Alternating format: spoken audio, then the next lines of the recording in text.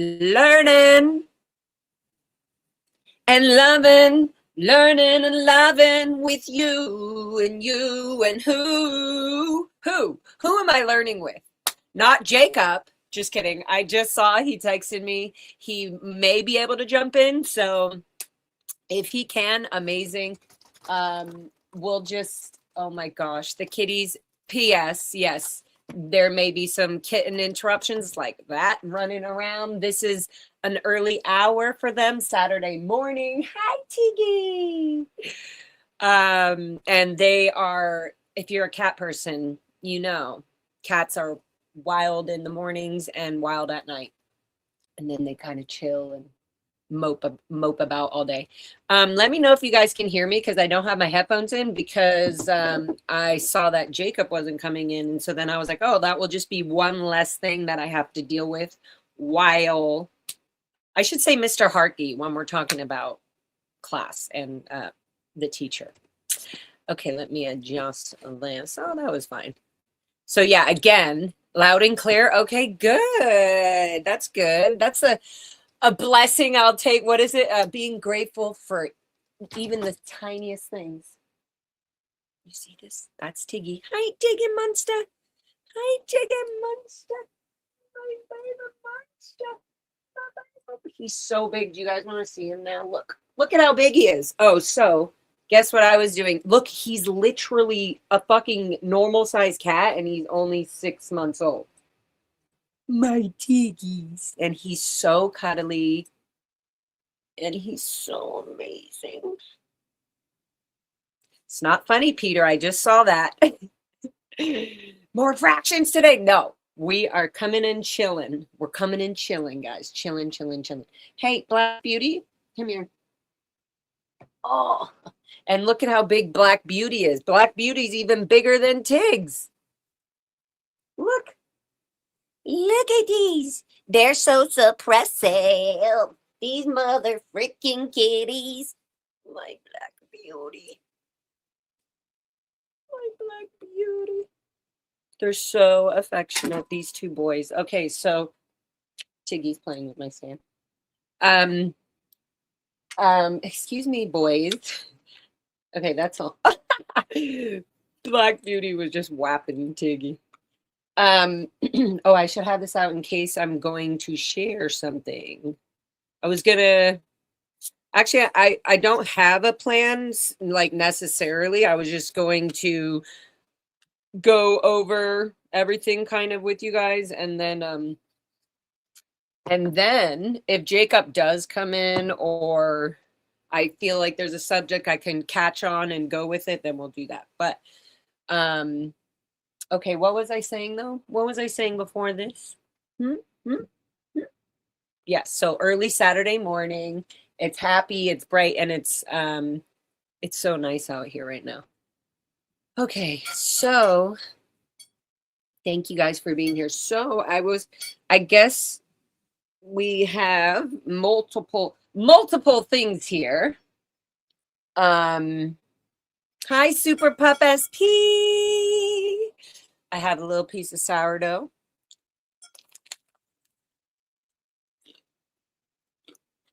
It's like the butt.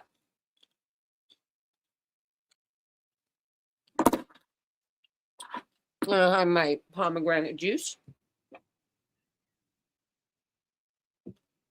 You might hear the kitties. It's okay. So that's what I was talking about. Super Pup SP. Thank you for coming in, Auntie Super Pup. Hold on.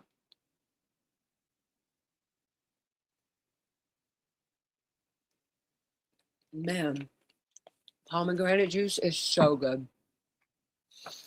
I love earth and like I love things that come from nature.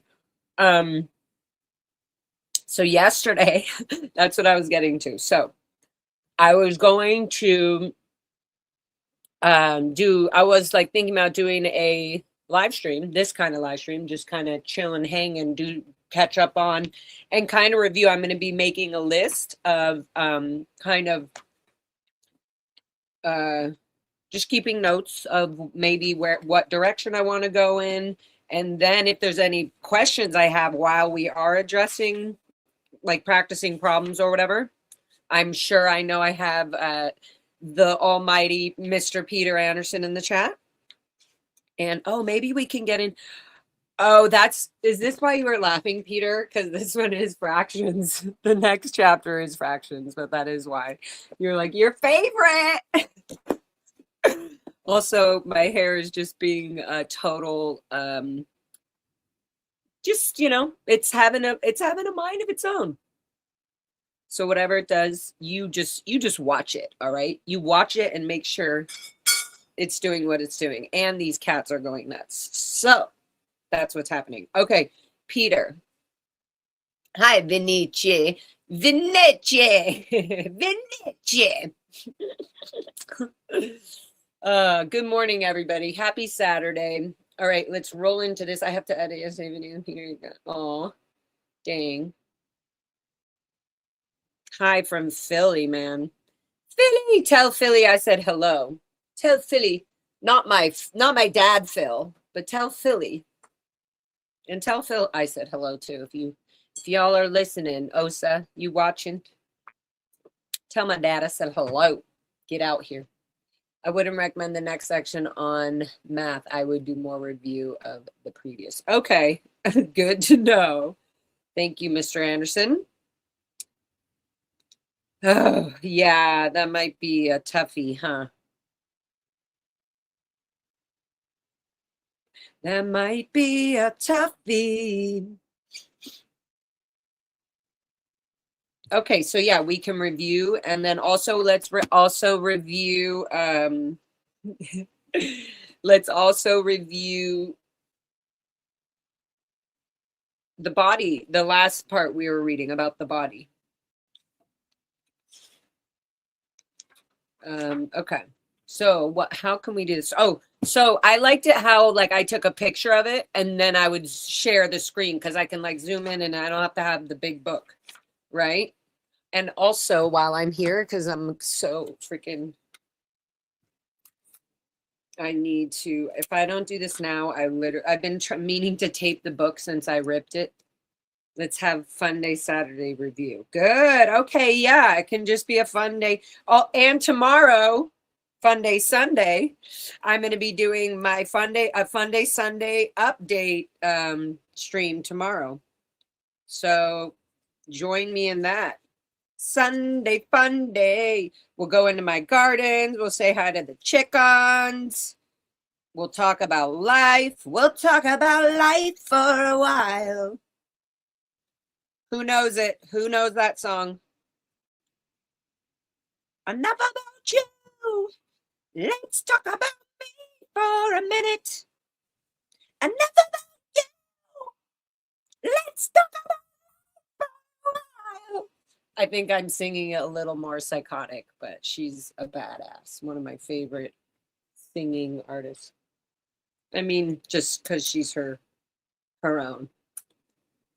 Nobody knows it. I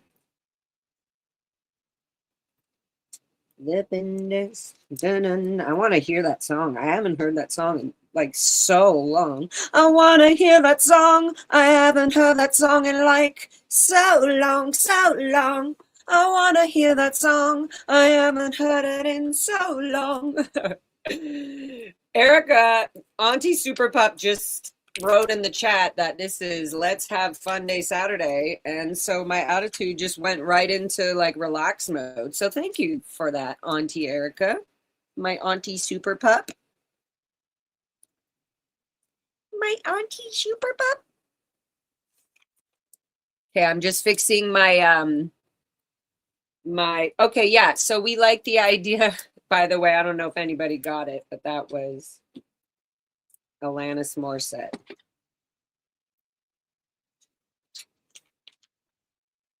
Enough about you.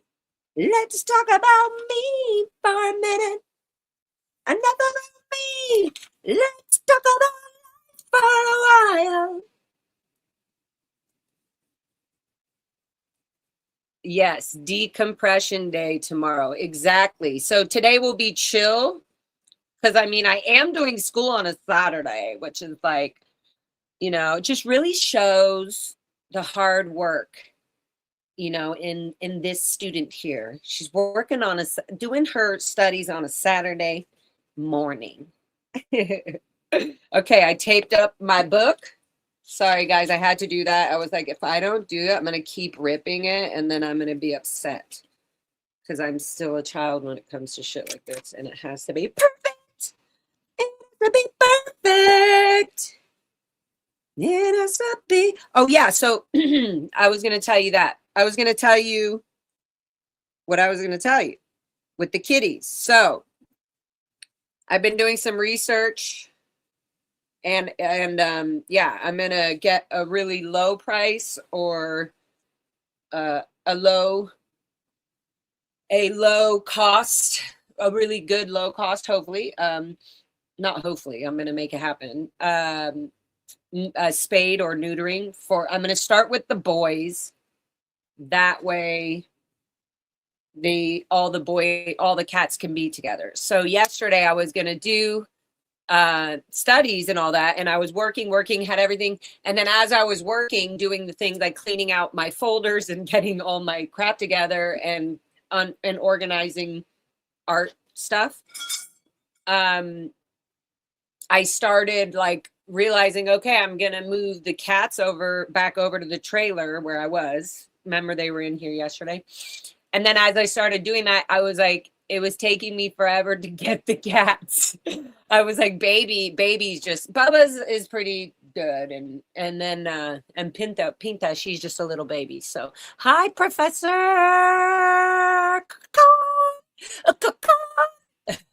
Professor. Hmm. Yes, I did look into that. And so literally a multiple of things that people have sent me in this area and then Los Angeles. And then, so good. Thank you. Let me stay on my thought process here. Hi, Kathy. And so the kitties. So I was like, okay, what am I going to do? Am I going to put the boys there? Da, da, da, da. And then I said, you know what? I mainly am using this space for, paperwork, schoolwork, physical paperwork stuff and like books and like that stuff, because the moment I start pulling all that out in the trailer, the kitties and the cats start chewing and stepping all over everything. It's like a fun thing for them. So, okay, good. I taped it up. I taped up all my rips. I taped up all my scars. I mean, I still have the scars, but I taped up my cuts in my pages of life. Isn't that a metaphor? So what was I saying? Oh yeah. So then I realized if I'm in here, sometimes if I'm like doing studies or stuff like that I need to be doing, like for example, I was practicing the math stuff. And Bubba's, oh my God, Bubba's in her meow. She does this like really crazy, annoying meow. And sometimes she just gets on a roll and I'm like, Bubba, shh, and she just won't. So then I was like, you know what? I would rather that would distract me. So I put the girls, all the ladies in the trailer and the two boys here. And then Foxy and me just go back and forth. So yeah, I didn't end up doing schooling yesterday because I was moving the cats. And so the two boys are in here, and that's just Black Beauty and Tiggy, who I showed you at the beginning of this stream. And so the boys, and so I'm going to do the boys first. I'm going to get the boys neutered or spayed. I think I don't know, for Boys, I think it's spayed, but or neutered. And yeah, so long story longer. I'll tell you, I'll do my update tomorrow on Sunday Fun Day. But if you hear the random two cats, it's Tiggy's and Black Beauty, and they're so amazing and fluffy and happy. But I didn't realize that kittens, even brother and sister cats, will and can have babies when they're like 5 months and older. So I was like, oh, and so not only that, I have 2 adult cats that are almost 7 years old, and I haven't fixed them yet. And which is why Bubba's is like, no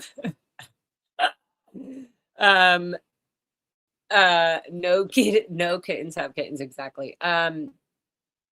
So that's what I'm saying. I saw Bubba start doing her little happy dance, and Tiggy and Black Beauty were like playing with her, like they were like roughhousing, but they didn't know what they were doing. But immediately I was like, oh, they will find out in 1 minute, literally 1 minute, there will be kittens. So I was like, no. And so I said, you know what? No school because then it started stressing me out. I was like, if I start trying to do my live stream and the GED stuff and like watching and being like, oh my God, are these cats gonna start like having babies while I'm in school?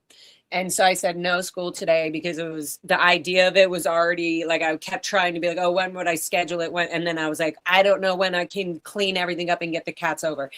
So, long story longer, happy Saturday. And the boy cats are here, Tiggy and Black Beauty. They're here with me, and Fox is sleeping over there. And then my 2 adult girl cats, Baby and Bubs, and Pinta, the little 6-month-old cutie patootie. Is this 6 months? No, she's like 5 months. The 3 girls are in the trailer. And they're loving it. And Bubba's is like taking care of Pinta like her little baby. It's so cute. They melt my heart. So, oh yeah, so I'll do Sunday update tomorrow, and we'll do gardening and talk about life and so much stuff. Oh my God. Therapy, so much stuff. It's okay to life and take breaks from schooling. Yeah, because like yeah, and also even with these like these new books and everything, I don't know, I don't know, I'm gonna show them again. Why not? Hold on, I'm gonna move you guys over. I got a bunch. Oh, and you know what's I got a bunch of these like just whatever, like writing books to do whatever I need. But I just loved it because the teachers at the ranch had those, and those were like their writing things, like like their pads. They always had these nice notebooks that would start to get run down. And then look, I have big plans. So that's my little planner, and that's like school planning and my city meetings and all of that. It just has all of my dates. And then this is first grade. I'm going to start off with this. I'm going to try, whatever. It doesn't matter, but I'm sure this is going to be really easy. So just simple things like this. It's just has, I don't know if you can see this, but I'm just flipping randomly. Boom. It's just healthy for the brain to like be remembering all this while I'm like jumping into mathematics and fractions. It's good for my brain to be able to just like, do whatever. Quickly go through problem solving, whether it's like a little story or a color or a book, because it's exercising my brain. I'm learning a lot of stuff, and I'm so freaking grateful. And what a coincidence. The last yeah.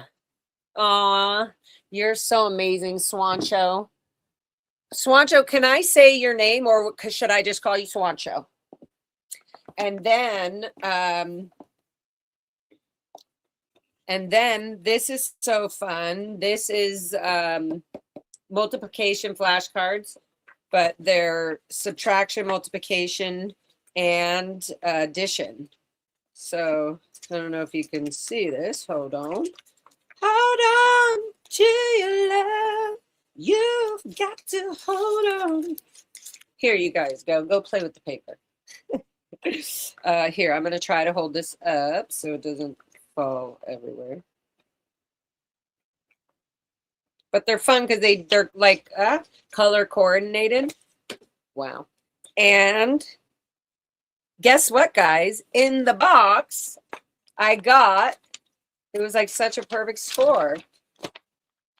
I got a cool a portable little multiplication timetable.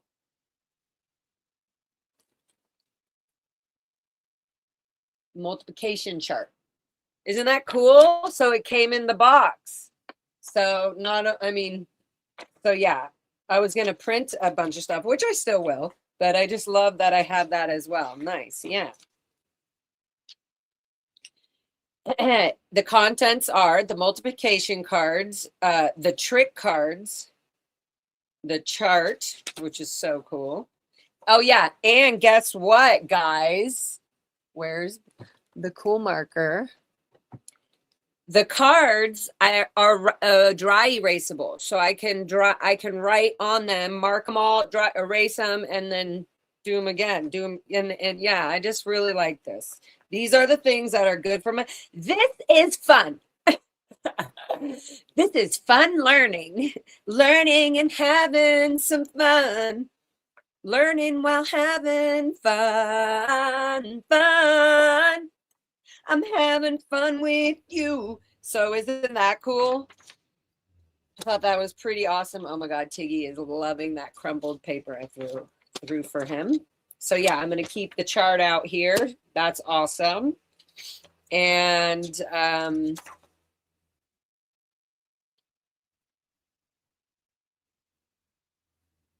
this is cool.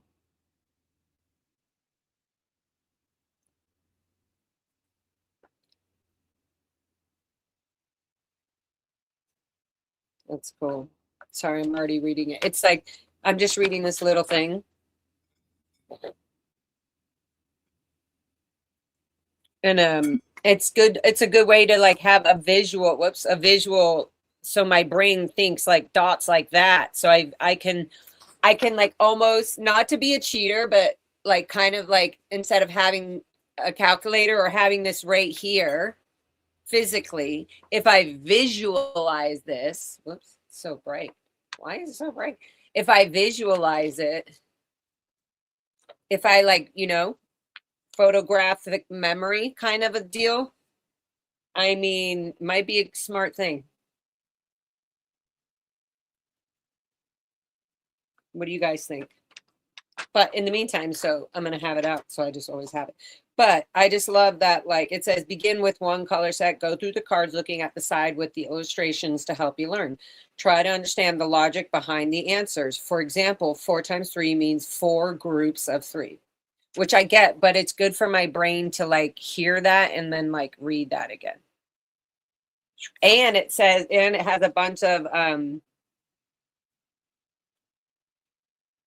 shuffle the cards from the decks you want. Oh, that's cool. We can play slapjack and everything on numbers. So yeah, it gives you a bunch of fun ways to do the cards. If you're like not having fun with doing the cards, you can play like slap up, which one's the 8 or whatever. Anyways, I just love it. I just love it. So yeah, so I got a bunch of those, and then I literally have a whole big bag out. I have a whole big bag of stuff. So right now I'm just going to be working on that with those cards, with the marquee. Exactly, Laura. That's how you learn. Thank you, Kathy. Thank you, you and Aussie Oi and Aussie for sending me money for the supplies and just being so supportive. You guys are so sweet. Oh, thank you, guys. Okay, so I can leave this. I'm going to leave this. I'm going to take this out and this can go back. So off stream, I'll be playing with those cards and I can be writing them as fast as I can just to get used to like my brain writing numbers, seeing the multiplication, you know. It's just I can't tell you guys, man, like I'm so glad I did that therapy that day instead of doing the studying, because it like I broke down and just like said it all. And like I keep remembering things that people said in the group and that the therapist said, and it just feels so empowering. And it's like it feel like I'm not getting upset anymore. Like I don't feel weak. I feel like excited. I feel like fun. I feel like this is fun. No, like I'm doing this for me and that's fun enough. So yeah, repetition is key. Repetition is key. Sometimes I caught myself doing stuff. I caught myself thinking that something sounded like L. Ron Hubbard, or like an L. Ron Hubbard policy, or like a quote that was always said a lot in the Sea Org or in the cult of Scientology. And every time, like, okay, for example, L. Ron Hubbard has a policy or has a quote in one of his policies that says, number of times over equals certainty. This one. Oh, number of time over equals certainty. And so when Kathy puts repetition is key, I realized that sometimes I would ignore, I'm just using this as an example. I'm not ignoring you, Kathy. I love you. I would ignore somebody's like input that is good advice because I was like, oh, that sounds like L. Ron Hubbard, and I want to be nothing like L. Ron Hubbard. Like, and so then I'm like, oh, wait, but repetition is key. And number of times over, it does equal certainty.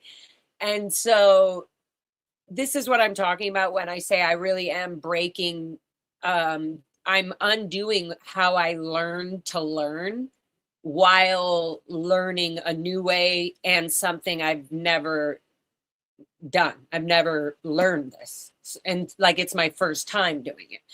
And I'm 40 and older and so yeah, I think I'm making myself clear. But so I'm just learning. There's just like certain things I'm like, okay, that's not somebody telling me to stop being a banky, surfacky, out of valence DB, which is all Scientology gross garbage language. But when somebody's saying like, hey, be gentle on yourself, be gentle to the little Laura, to the little Megan, I'm like, ooh, that can hit because I can feel myself being a certain way. Whereas when I step away, when I think of it like that, I step aside, I step away from it. I step away from the feeling and I go, like, I understand why I'm feeling this way in this moment, but is that good if I want to be healthy about this? And so and then I'll go into it from like a healthier view or healthier feeling instead of feeling like I'm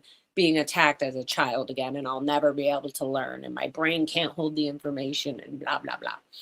We learn every day, Laura. I know, literally learning every day. I'm like, it is so stupid for people. And I really want people to like know this. It is the best thing you can do is say, I don't know, if you don't know something and then learn it. It's like, it's so unnecessary to think that you're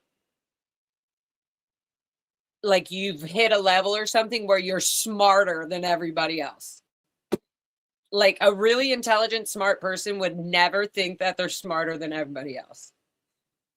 I think that they need everybody and we're all one as a life force, like, so you're smarter than everybody else. Okay. But as a group, as one together, are you smarter than everybody else? No.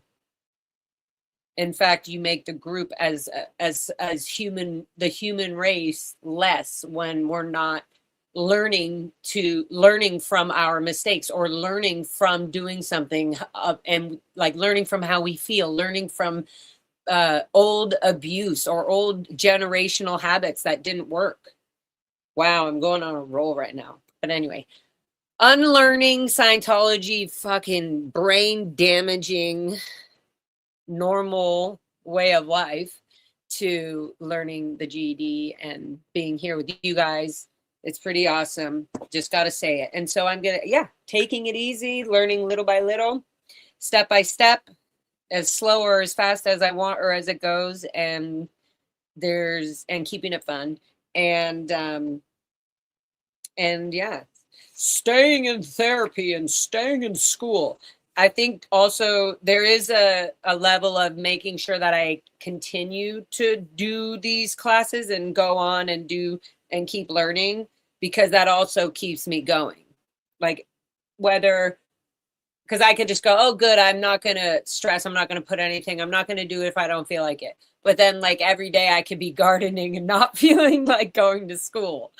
So, and not that gardening's amazing. And so it's like, yeah, I think that doing even a live stream like this and going over everything is awesome. It's perfect. It's perfect. And I'm also learning and loving literally with you guys. So the sky is the limit. Yes. When is the test? I don't know. And I'm not going to think about, I'm not going to think about that until the cats are playing with these poles. I'm not going to think about it until I get through like a few more subjects, like math. And we started with the body on the last thing. So that way I don't have to think about the test. I can, once I know, like, oh, okay, I only have a few more subjects left or whatever, then I'll be like, ooh, let's give myself a little,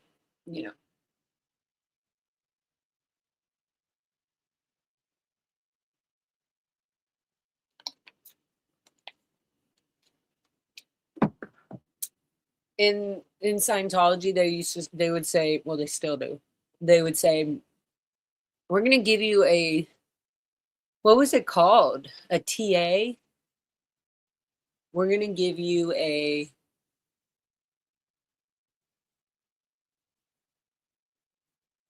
TM, a TM, time machine. What's your TM? All right, this is the TM to get this done. Oh my God, TM. Yeah. So I don't want any TM. I don't want any like, must get it done by this time, because it actually puts more stress on me. And then when I let that go, I feel like I'll be taking the test sooner than we know. So as long as I'm not thinking about that, and just getting through it. Okay. So, hi, Mr. Anderson. This is for Mr. Anderson. Do you feel like I should just yeah, you know what? I'm going to take a picture. Well, actually, no, we kind of went through all that with Jacob. We did this with Jacob.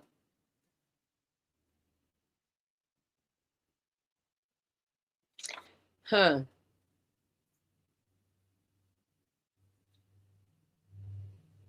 Oh, yeah. Okay. This is so, Laura, when you're ready, I will pay for. Oh, thank you. I forgot that there was going to be fees for that.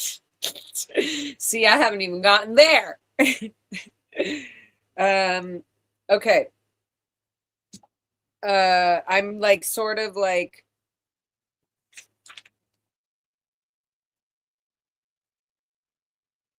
I feel like I would want chat to kind of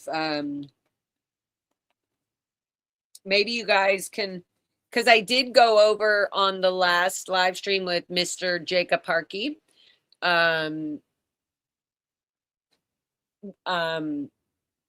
We kind of went over everything. Or did do you guys remember if we like left off somewhere and we didn't finish? Do you guys remember, Peter? Was there something we did? Peter, is there something that I need to go over right now that you think I should go over? Maybe the pattern of the fraction of how to do that of cross. But then I feel like the teacher has to be here. Like here physically, so I can see you like draw it out and stuff like that.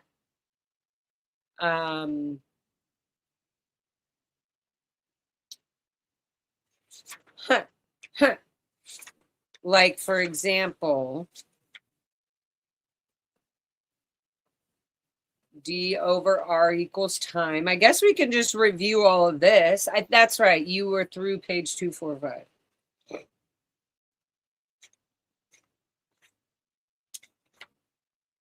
Right. But did we go over like distance, you know? Thank you, West Coast Fancy Nancy. Did we go over, like, did we re-go over cost?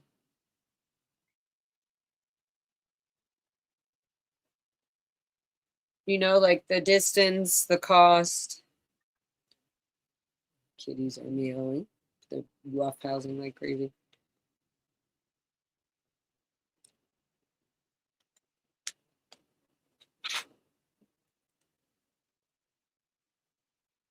It makes me so.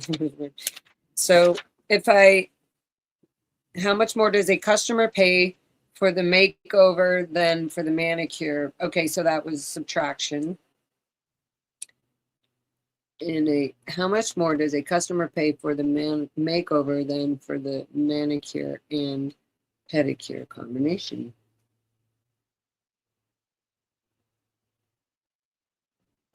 Page 233. Okay. Okay, yeah. Okay, so I'll take a picture of this and then I'll just share it on the screen. Just actually, I'm gonna take of both of them. I'm gonna take a picture of both of them because I'm back.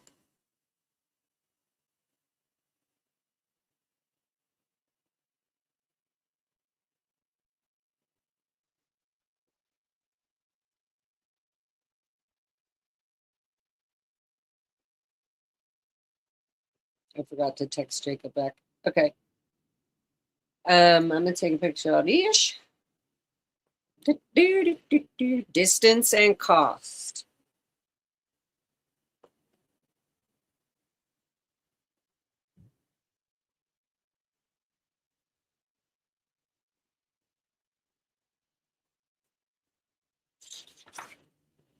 Yeah.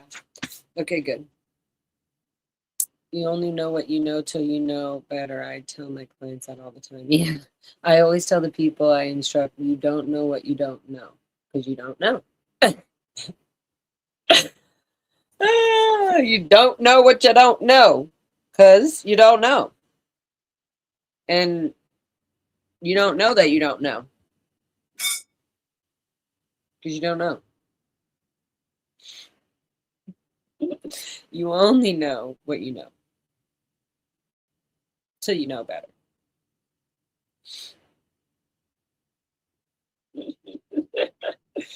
Okay.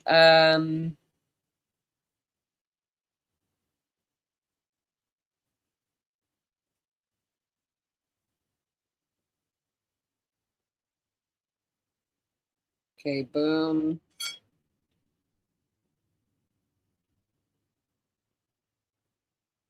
And text. Okay. Share directly. Yeah, this was a good one because this is one that the D and the RT, I remember was taking me a while to.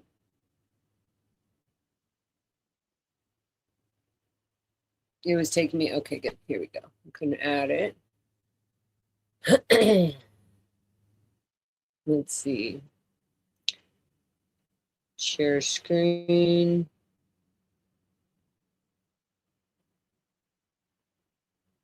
Oh, wait, here. Let me move this over first. One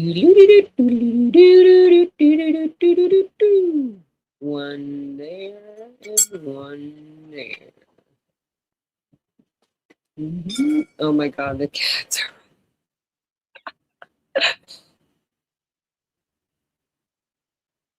are. Okay.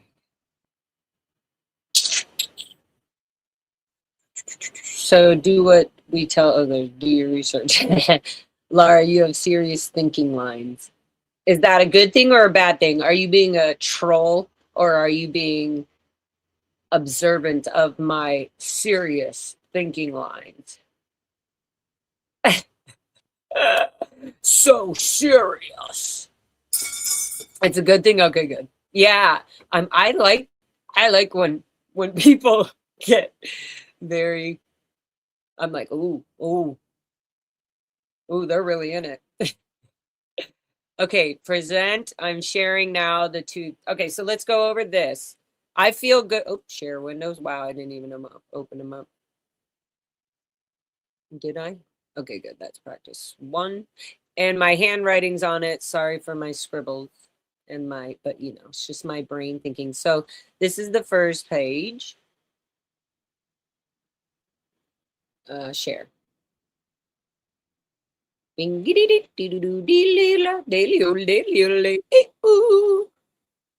Okay, so I'm gonna read this if that's cool with y'all. If that's cool with y'all, even though my handwriting's on it and everything. It's just good because I again, like you guys said, repetition is key. Distance and cost. Good, I can close this here. Where's my bookmark? My sunflower bookmark. Peter, let me know if you want to join or come up in case, like, while I'm reading it, you can, whatever, be be Mr. Anderson, the amazing substitute teacher. All right. Distance and cost. On the mathematical reasoning test, you'll see questions that will require you to apply formulas. See? Scared.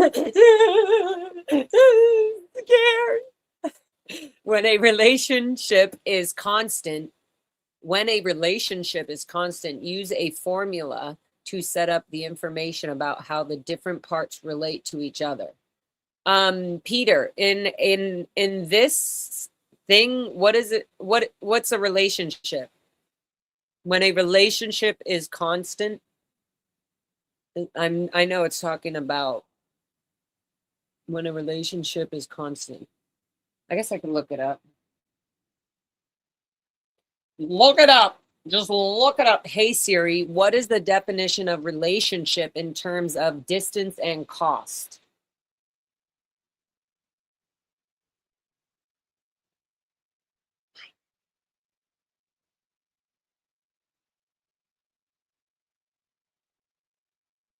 Often refers to a correlation or connection between how far something is and how much it costs. For example, in transportation or logistics, it usually means that as distance increases, cost tends to rise. Oh, I see. The relationship, reflecting a positive relationship between the two variables. Very good explanation, ChatGPT. Thank you.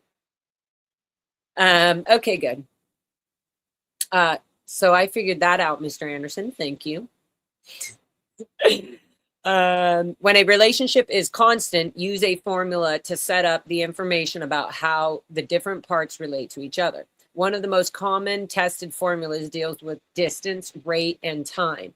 One of the most commonly tested formulas deals with DRT, distance, rate, and time. Distance is a product of the rate at which something travels and the amount of travel time. Sorry, mom called. Oh, no problem. He's allowed a paper slip. What is it called? An excuse card. Distance equals rate times time. Or distance equals rate times time. Right. D equals RT. Distance equals rate times multiplied by times time multiplied by the time. Distance equals rate times time, or D equals RT. Notice, sorry, I'm not sorry. I am not sorry. This is how I learn. This is my new way of learning. Notice that letters or variables can be used to represent the different parts of a formula. A formula allows you to substitute known values for certain variables and solve for the unknown variable. Example 1. How many miles can you travel if you drive at an average speed of 55 miles per hour for 3 hours? A hall pass, that's what it's called. Kitties, be nice to each other, boys. You're too rough. Got to get the girls back in here.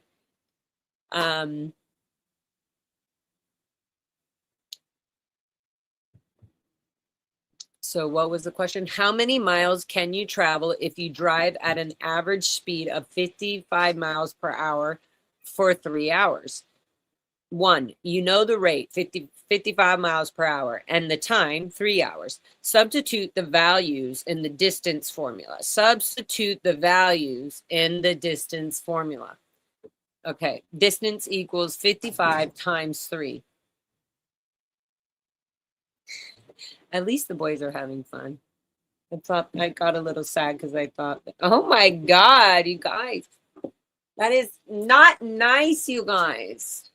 Like biting each other's ears like rough boys. Gentle, but they're so sweet and nice to me and to each other, actually. I guess, anyways, they're boys. 1, you know the rate, 55 miles per hour, and the time, 3 hours. Substitute the values in the distance formula. Distance equals 55 times 3. 2, multiply to find the distance. 2, multiply to find the distance. 55 times 3 equals 165 miles. Cost, another helpful formula. Oh, I want to read this thing up here. Hey, you guys want to get squirts? See, now they listened. The following all indicate multiplication. N times R, NR. Oh, wait, is this X or time? Guys, I think they're just being more. Okay, done. Go. They're just louder. So they're like kid boys. They're like boys. They're just being boys. This is multiple. Okay, I'm back. Peter, this is N. The following all indicate multiplication. N, XR, NR, N. The following indicate division. C, cost. Oh, NR. Oh, duh. Cost, number of units, and rate. I almost forgot NR. Never mind. I thought I needed help there for a second. Okay, that's right. Oops, sorry. Ew. Okay, so the following all indicate multiplication. N times R, NR, N parentheses R, N parentheses NR. Total cost, number of units, price per unit, rate. Okay. A formula can be written to solve for each of its variables. C equals NR, C over N equals R, C over R equals N. D equals RT, D over R equals T, D over T equals R. Okay. That's crazy. It's like, it makes sense, but I'm like, why do I feel like scared? Why do I feel scared having the knowledge? Okay, cost. Another helpful formula is the cost formula. It expresses the relationship between cost, the number of units, and rate. It expresses the relationship between cost, units, and rate. Price per unit. Rate is the price per unit. Between the cost, the number of units, and rate, price per unit. Note, the word per means for every 1 unit. The cost formula can be written as follows. Total cost equals number of units times price per unit, or C equals NR. Total cost, so 150, let's say $100 equals number of units, so 10 times 10. each per unit, or C equals NR. Okay. Example 2. At a bakery, a package of frosted cookies is priced at $3 per package. If a teacher treats her class by buying 4 packages, how much would the cookies cost before tax? Yeah, so you do 3 times 4, which is 12. Okay, 1, you know the number of units, 4 packages, and the price per unit, 3 per package. Substitute the values in the cost formula.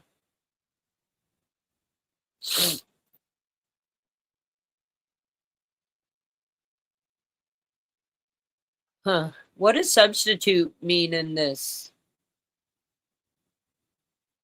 Substitute the values in the cost formula, like take away? Does it mean like just only have the numbers? Like substitute everything with just the value, the amount, and the cost formula? Is that what it's saying, Peter? Sorry, it's random. Not that important, but yeah. Okay, so it's showing an example here. C plus NR. Yes, just the numbers. Okay. C equals NR. Total cost equals 4 times $3. 2, multiply to find the total cost. 4 times 3 equals $12. If you know any 2 of the 3 variables in a formula, you can solve for the 3rd variable. That's a pretty cool thing to know, and I have to remember that. If you know any of the if you know any 2 of the 3 variables in a formula, you can solve for the 3rd variable. If you know any 2 of the 3 variables in a formula, you can solve for the 3rd variable. Example 3, Max bought a set of 4 floor mats for 4, I remember this, Max bought a set of 4 floor mats for $44. How much was the price per floor mat? So I remember this. Max bought a set of 4 floor mats for $44. A set of 4.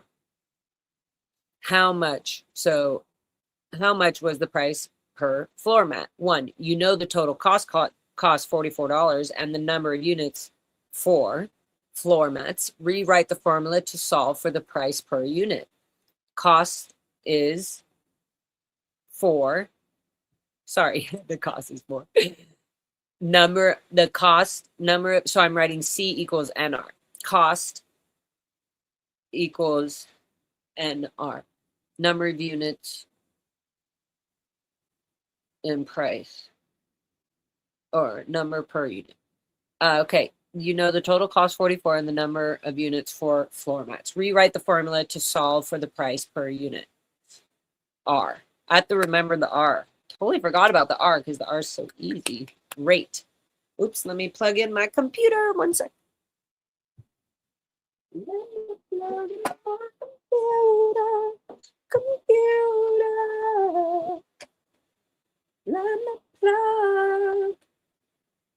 Let me plug. Leave it. These kitties love my cords.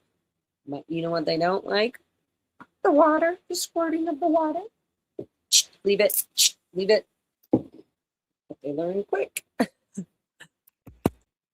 Okay, plugged in. Okay, how's everybody doing? How's everybody doing in chat? Okay, we're back here. So, example, blah, blah, blah. You know the total cost.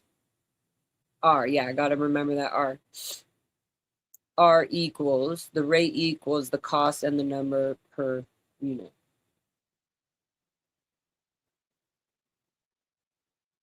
Equals the rate per unit. The number, the amount, the cost, and then equals the rate. So 2, substitute the known values in the cost formula. Divide to find the price per unit. Yes. Oops. Okay, so good. That was that page. Let's see what Peter said. They said they would provide the formula. Oops. They said they would provide the formula for the exam. I prefer to solve these questions by canceling units. Well, yeah. I prefer to solve these questions by canceling units. Okay, I'm not going to think about that too hard. Back to studies. Okay, so let's finish. Now let's go to the next page right here. Boom. Share screen.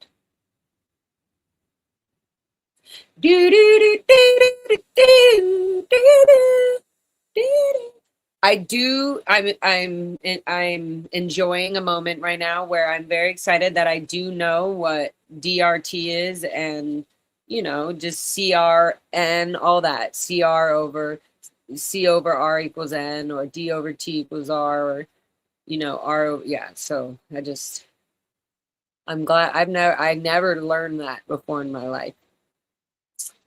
Am I not zoom? Oh, I was like, why is it so far away? I was like, I have to zoom in. Zoom in, darling, zoom in. All right, let's go over this. So this is the other part of that. Each problem, this is practice 5. Each problem below includes 2 of the 3 variables from either the distance formula or the cost formula. Write the missing variable you need to solve for. Then decide which of the following formula variations you would use in each situation. The first one is done for you. So give distance and time, solve for rate. Formula, D over T equals R. Given rate and time, solve for distance. Formula.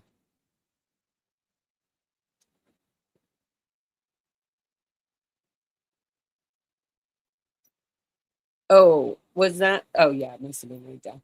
So rate and time, solve for distance formula, I would do distance equals the rate and the time. Okay, distance, given distance and rate, I would solve for time, and formula would be distance over D over R equals T.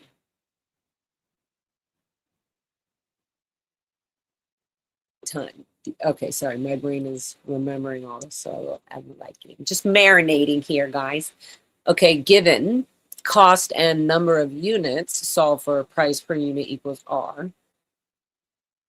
Formula would be cost over number of units equals rate or price. Given number of units and price per units, solve for cost, total cost, and that would be, formula would be C equals N over R. NR, N over R, number of units and rate per unit. Cost equals cost. Rate and the number equals cost. The rate and the number is cost. Okay. Given cost and price per unit, solve for number of units. And the formula is C and R equals N. Cost over R equals N. Okay, cool. I feel like my brain's like, hey, I kind of know this now. Let me know if you guys in the chat have any questions for me, or if you think I'm doing good, then just shut the fuck up. Just kidding. B, use the formulas provided in part A above to help you set up the problems. Solve for the unknown variable.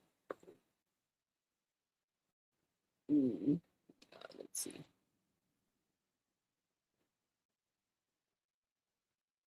Oops, there, is that better? Yeah, that's better. It's better for me. Okay. What was I saying? Use the formulas provided in part A above to help set up the, okay, yes. So let's see what the unknown variables. Find the total cost of 4 flats of plants at $12 each. Price per unit. Oh, I see. PPU. I was like, what the heck is PPU? Why did I write that? And then I'm like, oh, price per unit. Find the total cost. C equals 4 flats of plants at $12 each. Equals 48 total.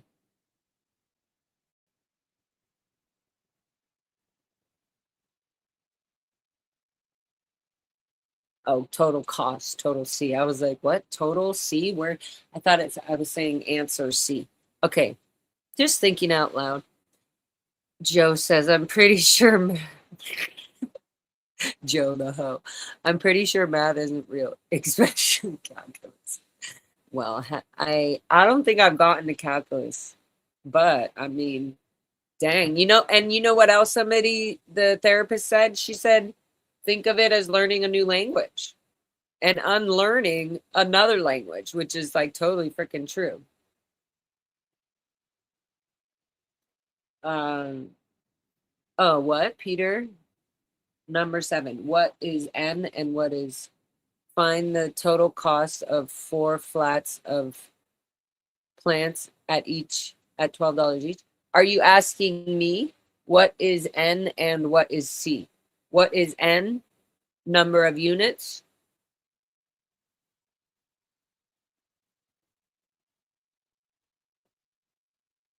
Is that what you're asking, Peter? The number of units? It would be 4 flats. And the rate would be $12. Oh, okay, good. Yeah. Each per unit.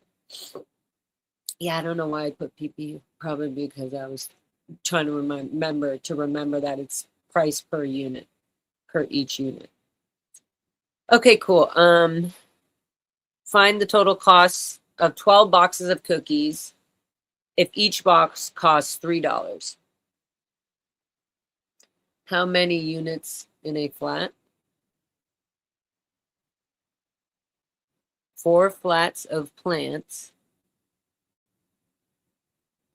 Find the total cost of 4 flats of plants at $12 each. N equals R. N equals 4. Yeah. R equals 12. Rate. Yeah, 12. C equals 48.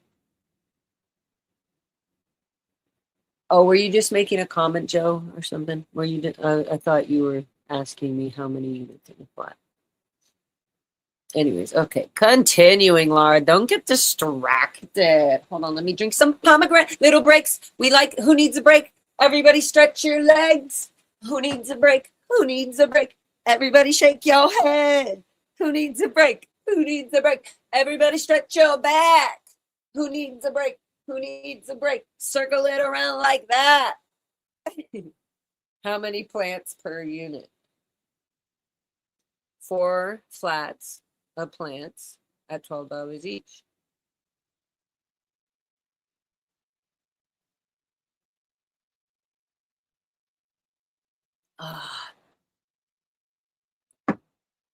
Oh man.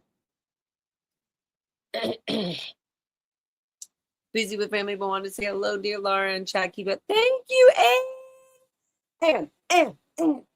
Auntie Ann, Auntie Ann, Auntie Ann.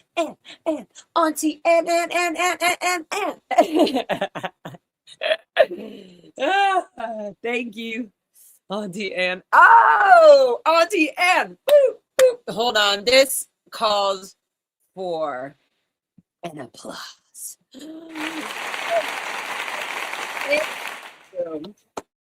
My YouTube ants. Love you all. Woo!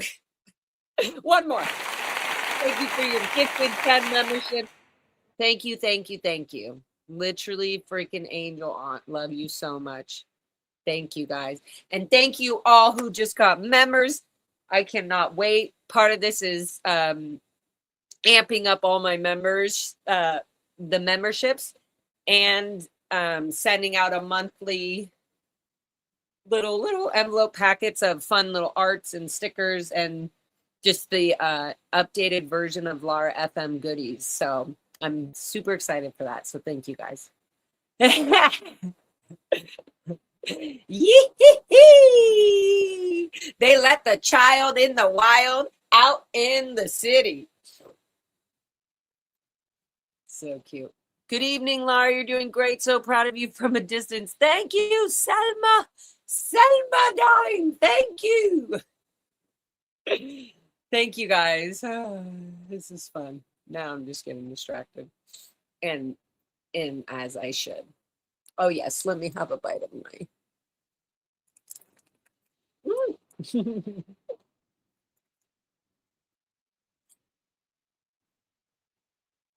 9 times 9. I could totally make a song about this too.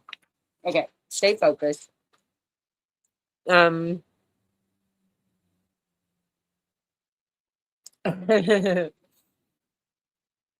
so I feel like I need to put my hair up.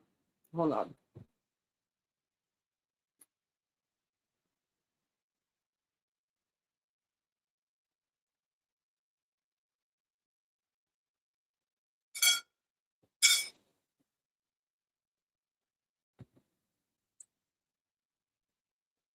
Okay.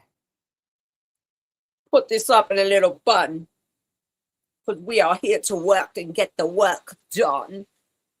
Put it up in a little bun. If you're here to get the work done.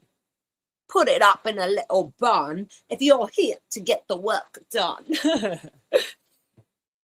Okay.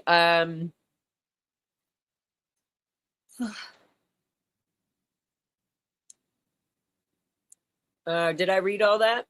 No. Yes, no. Oh, yeah, we were getting distracted about that. Okay, we're done with that. Find the total cost of 12 boxes of cookies if each box costs $3. I'm already like 3 times 12. C equals NR equals 12. $3. So 12 boxes of cookies if each box costs $3.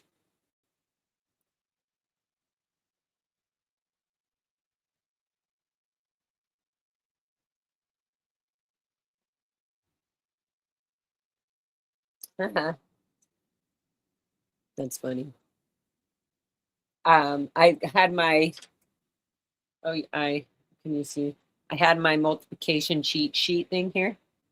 And so when I quickly glanced over and my mind looked, all I had to do was look at the 3 and the 12, 36. But the flashcard will help with that too. Okay, yeah, so I put that there too. 36. Bing. Find the total cost of 12 boxes of cookies if each box costs $3. So C equals N R, which is $12, which is 12 boxes, $3. 36 is the answer.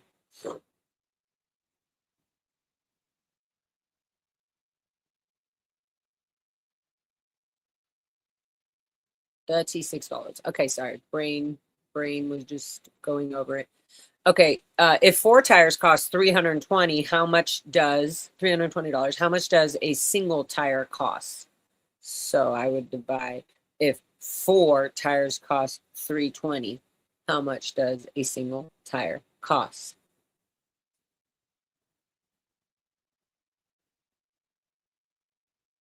And that would be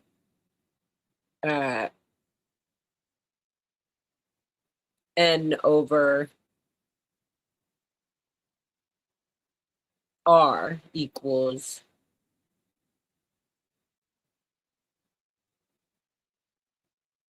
no. And Peter, how would you write number? Well, I guess can you write that in? How would you write this as a problem? If 4 tires cost, so it would be 4 the costs, I mean, 4 is the amount, the units. So R equals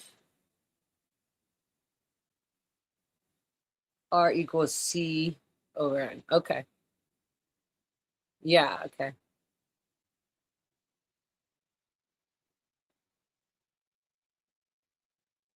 Yeah, how much is the rate? What is the rate for a single tire? Okay. That reminds me, I need to get a new tire. Okay, well, everybody, oh, I was going to do this on my update for tomorrow morning, but tomorrow, will everybody just put a little prayer out there and just say Laura's little, I call her my zippy cami. My zippy, I have this Toyota zippy cami that I got from a friend and I already invested too much. It's like just an older, I don't want to say shitty because no car is shitty when it's working and doing the job, you know? Anyways, it's just an older zippy 94 cami Toyota. And there's some electrical issue. We worked so much on everything on it. So anyways, long story longer, tomorrow, fingers crossed, the guy's gonna come and check and see if it's this neutral whatever thing. And he just he just was working on a Toyota Camry. So he was like, I'm pretty sure that's what it is. So he's gonna come and check it out and do a diagnostic test. But how amazing will that be? I'll have a vehicle that I can zip around and not spend $1 zillion on gas, or just half a zillion. But anyways, so yeah, that's for tomorrow. So everybody just make sure that happens. Okay, speaking of tires, yeah, and oh yeah, one of the tires is flat, so I have to. If he does fix it, man, the tire won't be the problem. I will literally go get that freaking tire fixed and get it going, and get it going, and then I'll be able to get to the city Tuesday and all of that. Okay, back to school, Laura school. I was thinking, yeah, the tire will be about $80 too. Okay, $10. Question 10. How many tickets would you get for $25 if raffle tickets cost $5 a piece? How many tickets would you get? So the cost is C. Sorry. I would write this out as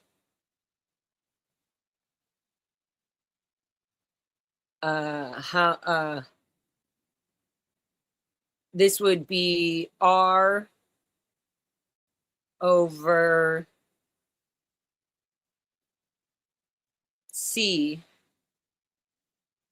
equals N, right? N equals number 10. N. Oh, wait, didn't I say that? Oh, I said R over C equals N. N equals C over R.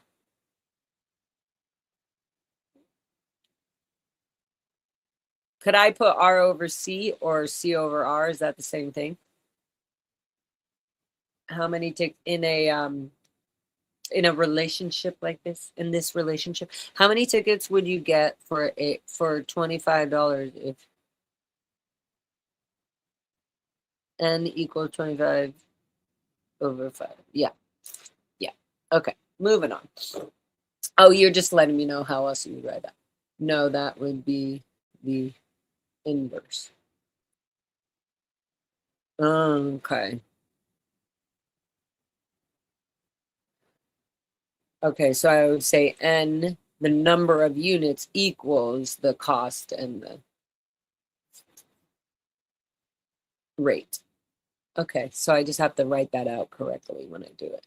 Good to know. Good to know. Thank you, Mr. Anderson. Okay, if you paid $20 for 10 bus transfer tickets, how much did you pay per ticket? So if I paid,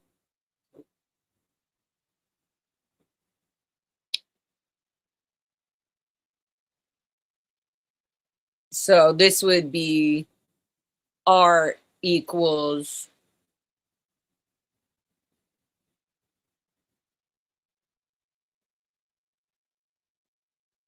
this would be R equals C over N. Yeah. Okay, good. I like when you tell me. I like when you tell me like that.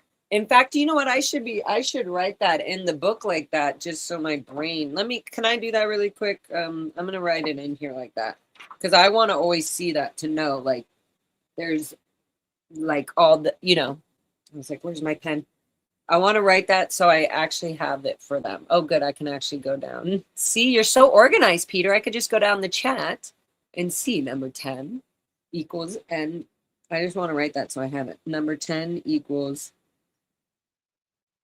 N equals C over R. And then, did we do number 9? Oops. Did we do number 9? Yeah, number 9 equals R. Rate equals cost and number of units. Okay, and then number 11 was R equals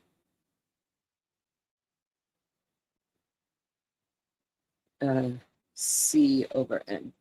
Yeah, I like seeing how the problem's written out to the answer, like how you write it out as a actual division fraction problem. Good idea. Thanks, Kathy. Thanks, Kathy. Okay, good. I put those all in. Okay, and then so now let's go back. Let's go back to Kale. Okay, number 12. Find the distance traveled by a car averaging 60 miles per hour for 3 hours. So I also want to write these out as well. So the find the distance. So traveled by a car averaging 60 miles per hour so the units is, rate, distance, rate, time. Find the distance. So distance, D equals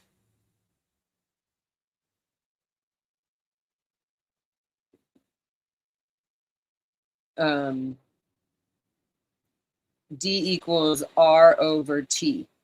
Correct? Number 12? Distance equals rate over time. Find the distance traveled by a car averaging 60 miles per hour for 3 hours. Number 13, find the distance traveled by a train averaging 50 miles per hour for 4 hours. So find D equals R times T. Yeah. Okay, 13, find the D distance traveled by a train averaging D equals, oh, it's going to be the same thing. Okay, whatever. Still writing it out. How long does it take for a bus to travel 25 miles at an average rate of 25 miles per hour? How long does it take? So it would be, how long does it take so T equals D over R.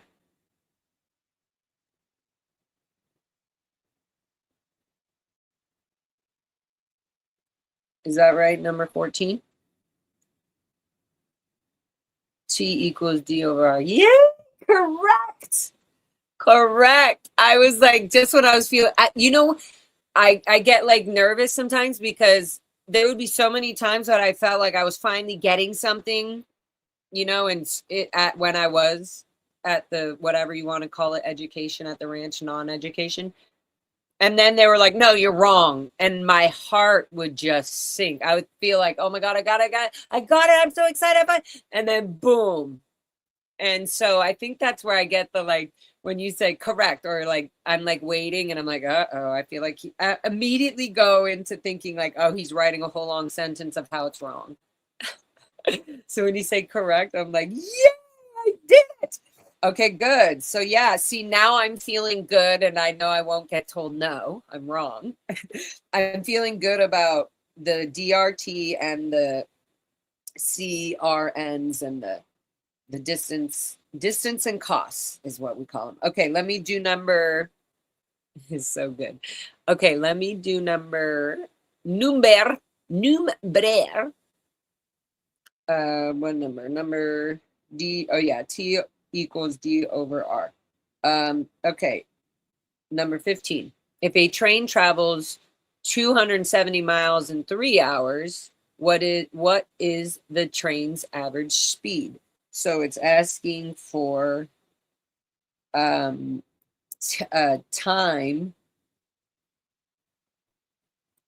Don't run out, Ben. Oh man, I love this pen. Okay. New.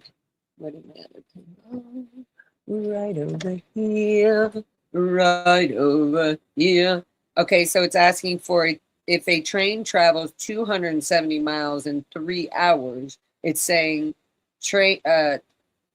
time equals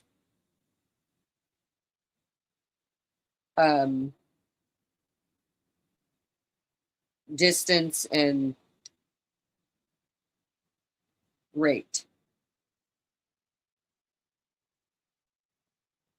No, rate. R.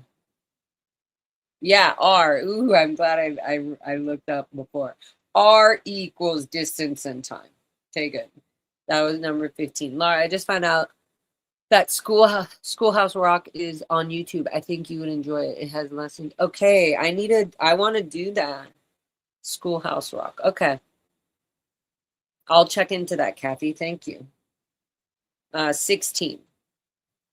How long does it take to complete a delivery route of 75 miles at a rate of 25 miles per hour? So we have the distance. How long does it take to complete a delivery route? How long does it take to, oh, I see. How long does it take to complete a delivery route? So it's distance over, no, time. Thank you. Yes, time over distance and rate. T over equals D over R. Yes, time, because it says how long does it take to complete a delivery route of 75 miles, which is the distance, and the rate of 25 miles per hour, which is the rate. Oh, and I did put D. Oh, I put D over T equals, I mean, D over R equals T on the first one. So would it not be written out correctly like that? You wouldn't write D over R equals T, like how I did it here. Is it proper? I guess my question is it more proper to write T how you have it, like that? T equals D over R? They are the same? Okay, good. But it's not improper, right? Okay, number 18. A truck driver traveled 275 miles. Okay, I already wrote this. The distance and the time, 5 hours. What was his average speed in miles per hour? So what was the rate in his distance and his time? Speed in miles per hour, 55. Cool. Okay, good. Okay, well, that was that, guys. That was that. Whoa. I'm right here. I'm like right here. I exited out of the shared screen too fast. Okay, good. So now that's good. I can definitely print off some practice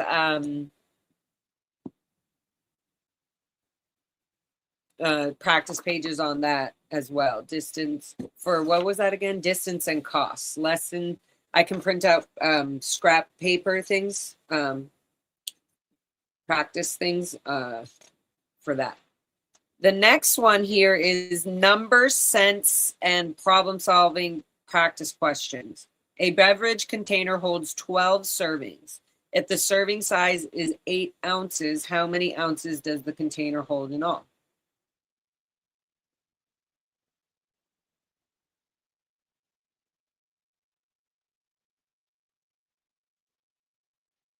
Yeah. So a beverage container holds 12 servings if the serving size is 8 ounces. So 12 times 8.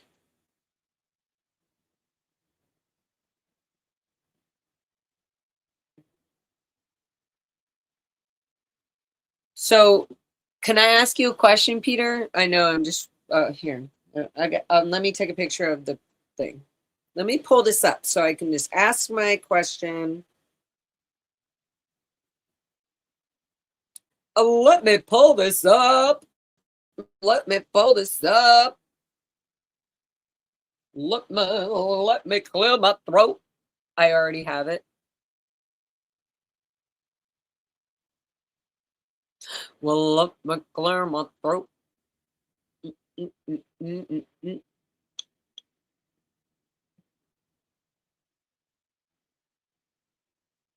Okay, share screen. Now let me clear my throat. Let me. Oh, wow. We are not inviting guests. We are sharing the screen. What is the formula they have? What is the formula they want you to use? So we're right here. A beverage container holds 12 servings. Okay, I'm saying how would I want to get used to writing it down as D equals the, where is my book of practice? Oh, wait.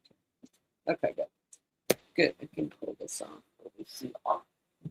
Put this over here. Let me clear my throat. Now let me clear my throat. Okay. So a beverage container holds 12 servings.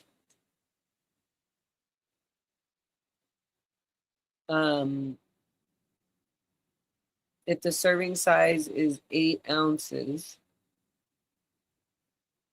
how many ounces does the container hold in all?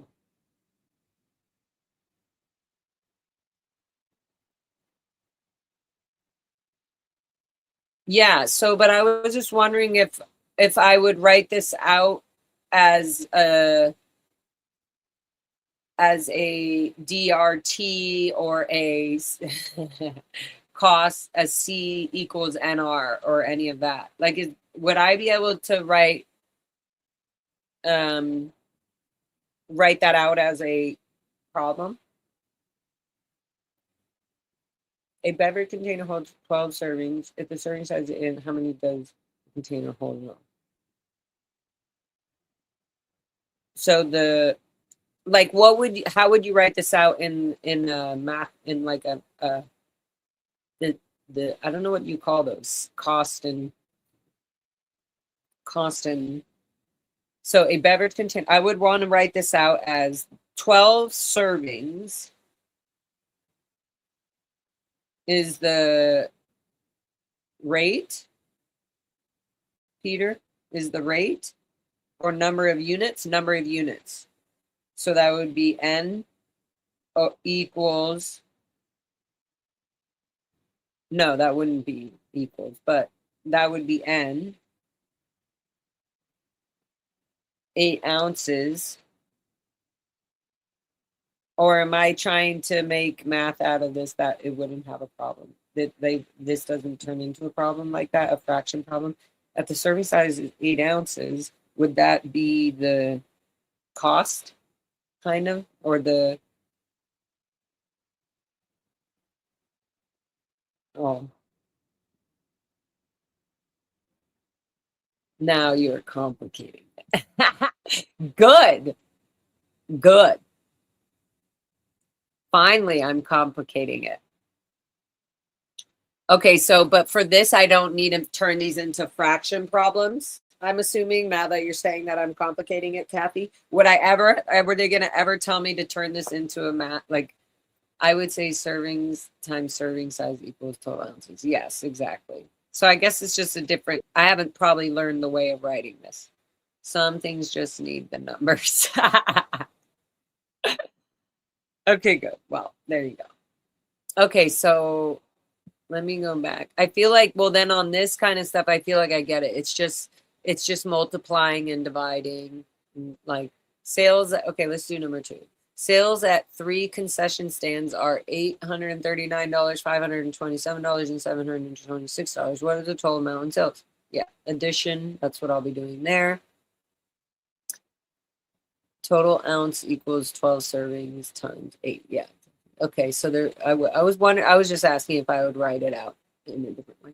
If you want to cut 24, yeah, I feel like this is boards of the length. So, oh yeah, what was this one? If you want to cut 24 2-foot braces, 24.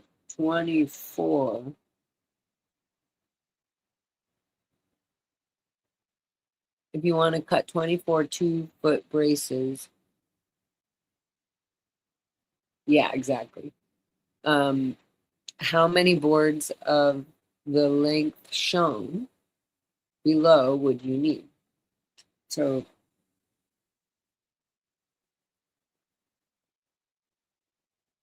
would you need, so if you want to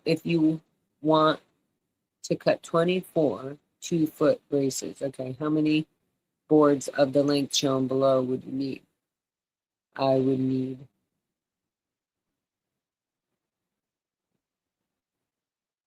2-foot braces. Oh, 2, 4, 6. So yeah, I would divide times and then divide. Right? If you want to cut 24 2-foot braces out of this board, oh, how many lengths of this board would I need? Shown below would you need? I would need 4 of those. Okay, good. Yeah, 4. Words make it more complicated. I just caught that.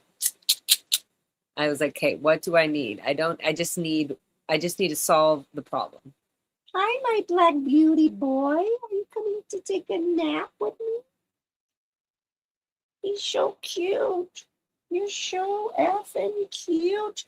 Look at this snoogie boogie woogie. Look at this. He's like a long sandwich. He's like a Subway sandwich. Look at this smoogie boogie woogie. Good bush. You're so cute. You're so freaking cute. I don't know what to do with you. Okay, cool.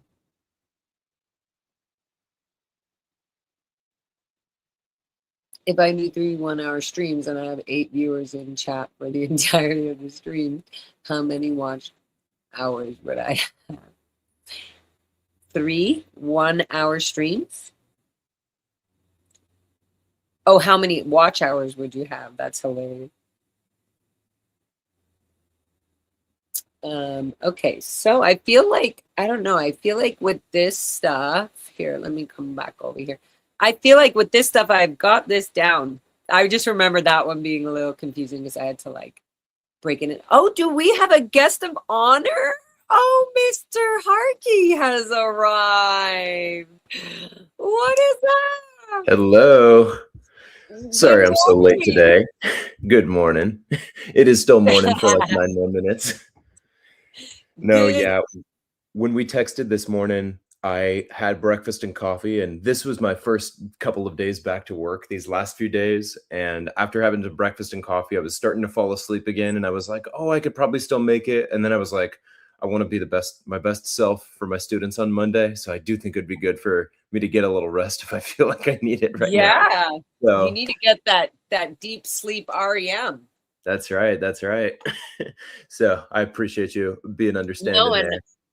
No, I totally do. I was like, and I feel bad that you felt like you even had to come in at all. Oh no, it's all good. I'm glad that I'm able to at least pop in. I'm not sure exactly how long you've been going or how long you want to keep going, but How has it been Oh going the wow, past? I started at like 10-ish, a little later, Okay. Laura standard time. Um, I think I started like maybe 10-15 or something. I'm not sure. But yeah, so I guess I've already been doing this for an hour and a half. It doesn't even feel like that. Just talking to everybody and like going over everything. Okay. Okay, nice. Were you in the middle of a problem when I popped in, or Here, what was I? No, we were just reviewing everything. okay, Remember okay, this right. one? Everybody say hi. I think it's nice to see what the GED is Hey like. everybody in the chat. Yeah, Hey I was Antics. wondering about my Canadian followers, if this seems different, like as a test, a different GED test for Americans vs Oh Canadians or yeah, different. I would be Yeah. interested to know that too. Selma, look at Selma said, I think it's nice to see what the GED is like in the US. Hmm. Yeah, I Selma, don't I said Selma. I forget what accent I did, but I was like, oh Selma, welcome in, Selma. I don't even know what I was doing. nice, nice. Sounds like it could be Um, Russian or Yeah, something but we around just there. reviewing. And I feel like reviewing is like so key because it softens the tension around whatever I just learned. It kind of softens it, and people can go, like, they're making funny jokes. Like Antics was like, Hmm. if I have 8 people watching and I have 3 streams, and how much watch hours did I get? Nice. Um, just I love that because it's it just puts normal life. It doesn't make math seem so separate as like a new subject. It makes it more like, okay, it's kind of just I'm already using math. I just haven't used it in the way that I'm learning now, you know. Mm, So it right on. may make it easier. I do see Kathy says, Jacob, I told her to check out Schoolhouse Rock. I think it would be good for her. Oh my gosh. Have you seen Schoolhouse Rock before? No, no, So good. Do you have Disney Plus?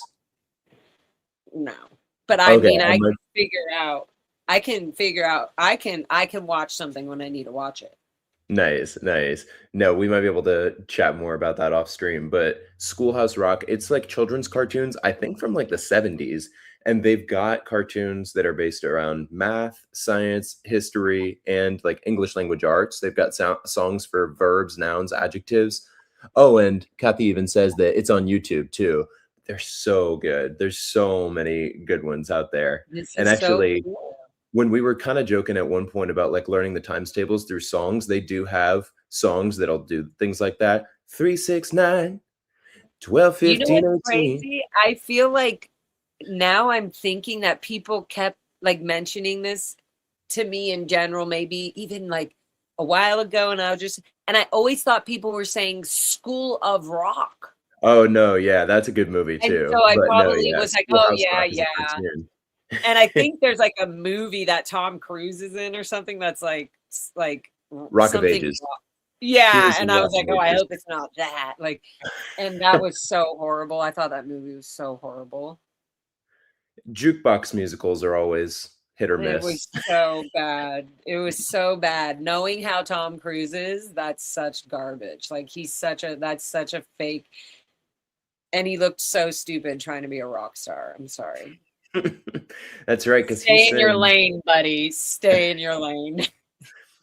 he sings "Wanted Anyway, Dead so or Alive." That's right. was that I remember. I remember the movie. I remember seeing it, gosh, before I had any real awareness or knowledge of what Scientology is or what Tom Cruise's position within it is. Um, but Rock of Ages, he sings "Wanted Dead or Alive" by Bon Jovi, which I was a big fan of that song at the time, and he's definitely got a different vibe when he's singing it. Oh yeah, I'm seeing some of the I song guess lyrics from I'm Schoolhouse Rock. definitely going to be I feel like I'm going to be watching this probably later today, like this evening or when before I'm winding down going to bed. No, yeah, yeah, I definitely recommend it. I can send you some of my favorite ones if I find them on YouTube, easy to watch too. Antics Yes. just put the verb song in there. I put my thing in action. Verb, that's what's happening. I See, love I that don't song. know That's a fun this. one. Why didn't, so when did Schoolhouse Rock come out?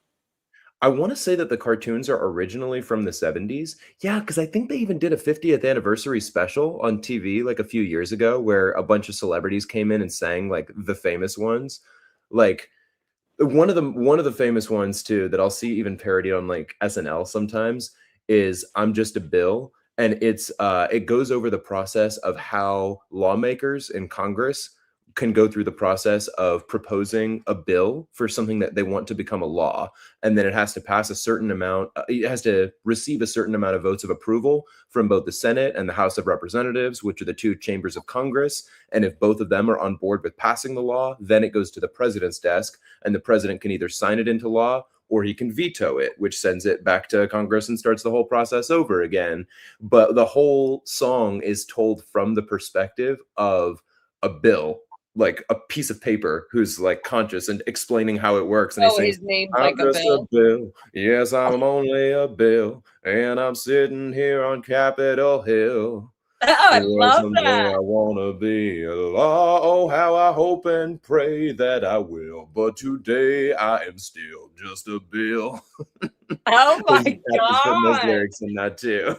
That might be very inspiring. I am already thinking of like such a cool performance art thing I could just do right outside the courthouse. This, not even like a crazy epic thing, but just standing there as something, being like just waving at lawyers and like, but it's just being the object of something I'm trying to get past, like a revocable perm, the tax exemption or something. Just Hmm. hello, I'm just I'm performing my art. This is my right. Do not interrupt me. No, That'd be that'd be great. awesome. And Okay, Kathy well now I'm says, yeah, 90. It doesn't do.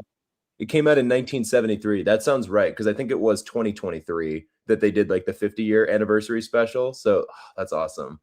Wow. Okay, well then I was thinking like, again, why did we not hear about this at the ranch, in Scientology, and in any in any kind of educational form of whatever they're trying to BS their way and say that they educated anybody? How come we never heard about this stuff? How come, our options were so limited? Would have been very valuable if they had shared it. Oh, that reminds me. I said I was going to see if I could find you some Bill Nye to send you. I forgot about that. I'll Oh, have to wait. find some. So, oh, yeah. Somebody else send me some stuff. And thank you for you guys that are sending me stuff either through like Facebook messages or Instagram. It's so interesting getting multiple different people's views of being like, oh, here's like this 20-minute video, which I love. I like small clips, or here's this thing that explains this. And it's like a cool, whatever. I just really love that because it gives me, it shows just other people's way of seeing math, or seeing, oh, this is what I used when I would be picking flowers. And like, I'm like, whoa, like I didn't know what percentage of, it was just really cool. Like the blends of herbs, of how to mix what teas. And that's when I really got into fractions, because some people wanted it to be more chamomile and and it was just like easy, like visually being like, that's not hard at all. And that's so cool. Like Peter's like, I love fractions. I'm like, now I can see why it's cool.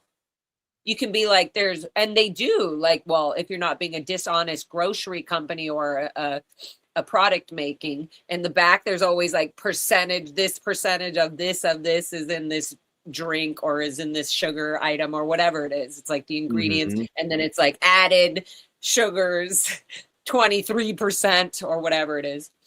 Well, yeah, Um, that's part of the thing is like a lot of the concepts that we learn can seem super abstract when we're just looking at like one problem at a time. But then when you think about areas where you have already used that, like even remember when we were talking about decimals, when you were looking at some decimals, you were like, oh, well, whenever I see it looking like this, like I think of money. And like that is a legit way to understand it. Because if you've worked with money where it's not even dollar amounts, but you have dollars and then cents, then yeah, you have worked with decimals. And like 80 cents is like $0.80, right, like right. $0.80 exactly. Yeah. So yeah, no, it's a totally legit way to understand it if that helps you to. And hearing yeah, examples like you were saying of like cooking, like some people might use this amount of chamomile, this some people might use this fraction. Like Yeah, it's Yeah, all or like they were mass. making different teas for babies, like good baby healthy teas, and some just like even for humming, oh, some of it is for babies and some of them for literal birds, hummingbirds and stuff. And there's like people think you can just put sugar in water, and like there has to be a certain like it's like white sugar and then that's it, and you just put a teeny bit in water, and like otherwise you can, oh, if you give them the hummingbirds regular sugar, not the certain percentage, then they actually can overdose from too much iron from being in the water. It's just crazy. So Yeah, I at the just think Ant it Ranch, was oh, really sorry. making me think about all the math stuff. Like it was making me think like I never thought of life seeing these, like I've never thought about it this much. And obviously I'm doing it. I'm in the middle of it. And every day I'm like, oh, GED. Okay, this is interesting. It's like a whole new thing on my mind. But it's I never I guess I'm starting to very beginning, very tiny beginning to see life like added with little different little spices, because now I can see like, oh, you know, I don't know, numbers. I can see how like breaking things apart or measurements, like even when I'm cooking or I'm gonna put in certain ingredients, I'm thinking like, oh yeah, exactly. I'm repeating myself, but it's I love it. I can feel myself learning. Nice. So I saw Swancho Baby's comment that says your teachers probably didn't know about these teaching shows because they watched very little TV. That just made me wonder, like when you were at the Ant Ranch, like was there a TV Oh, that you guys had any access to, or not TV. TV is actually like the like the bad? enforcer of the of the reactive mind. It's the thing that's keying you in and triggering you because there's all these images. And TV is, yeah, TV is a part of the implant, you know, of being on Earth. So when And you so did have we to had be on one big, course, go ahead. we had like one big TV. Sorry, it was like a little lag, but we had one big TV in the, it was called the lounge. And that was where the Upstat Awards or whatever would happen, which was very rarely. Or like if a cadet or an adult had libs, you know, a certain amount of time off, they were allowed to watch movies in the lounge. Uh, but Okay. the movies were restricted. Like obviously whatever was in the lounge as a movie was already being controlled. They wouldn't allow a random, you know, a cool movie that would actually de-brainwash people or something. They wouldn't allow that just to be sitting in the movie room. They wouldn't have that on the property. They banned so much music. They banned so many like movies. You can't put posters on the wall. It's out of valence. Nothing. Like all that was gone, gone, gone. But it would be out of valence if even they had memorabilia or anything kind of like that, or idolizing an actor or anything like that. It would be like out of valence. You wouldn't even have like L. Ron Hubbard, like they for this, I don't even want to call it the children because we weren't children. We were being taught to be adults as children, and part of that was um uh being like he literally says, L. Ron Hubbard will say, "Oh my God, I just lost my train of thought." But I was talking about something that L. Ron Hubbard was saying about kids. Did it relate back to like TV and the TV being like an Yeah, enforcer of? we just TV was bad. Like TV was like, and it wasn't just at the Ant Ranch. It was all across, like the Sea, or it's like in Scientology in general. It's like, you know, like people will be like, oh, he's been watching too much TV. Scientology, it's like if you're watching TV for like more than an hour, they literally think like you're feeding your reactive mind.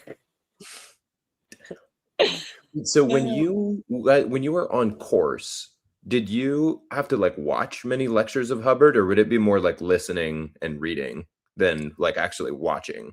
The only video I ever watched that I have stuck in my head on fucking is with L. Ron Hubbard, were like, you know, graduation film videos where they made images of him like, one man had a vision, single-minded to his goal.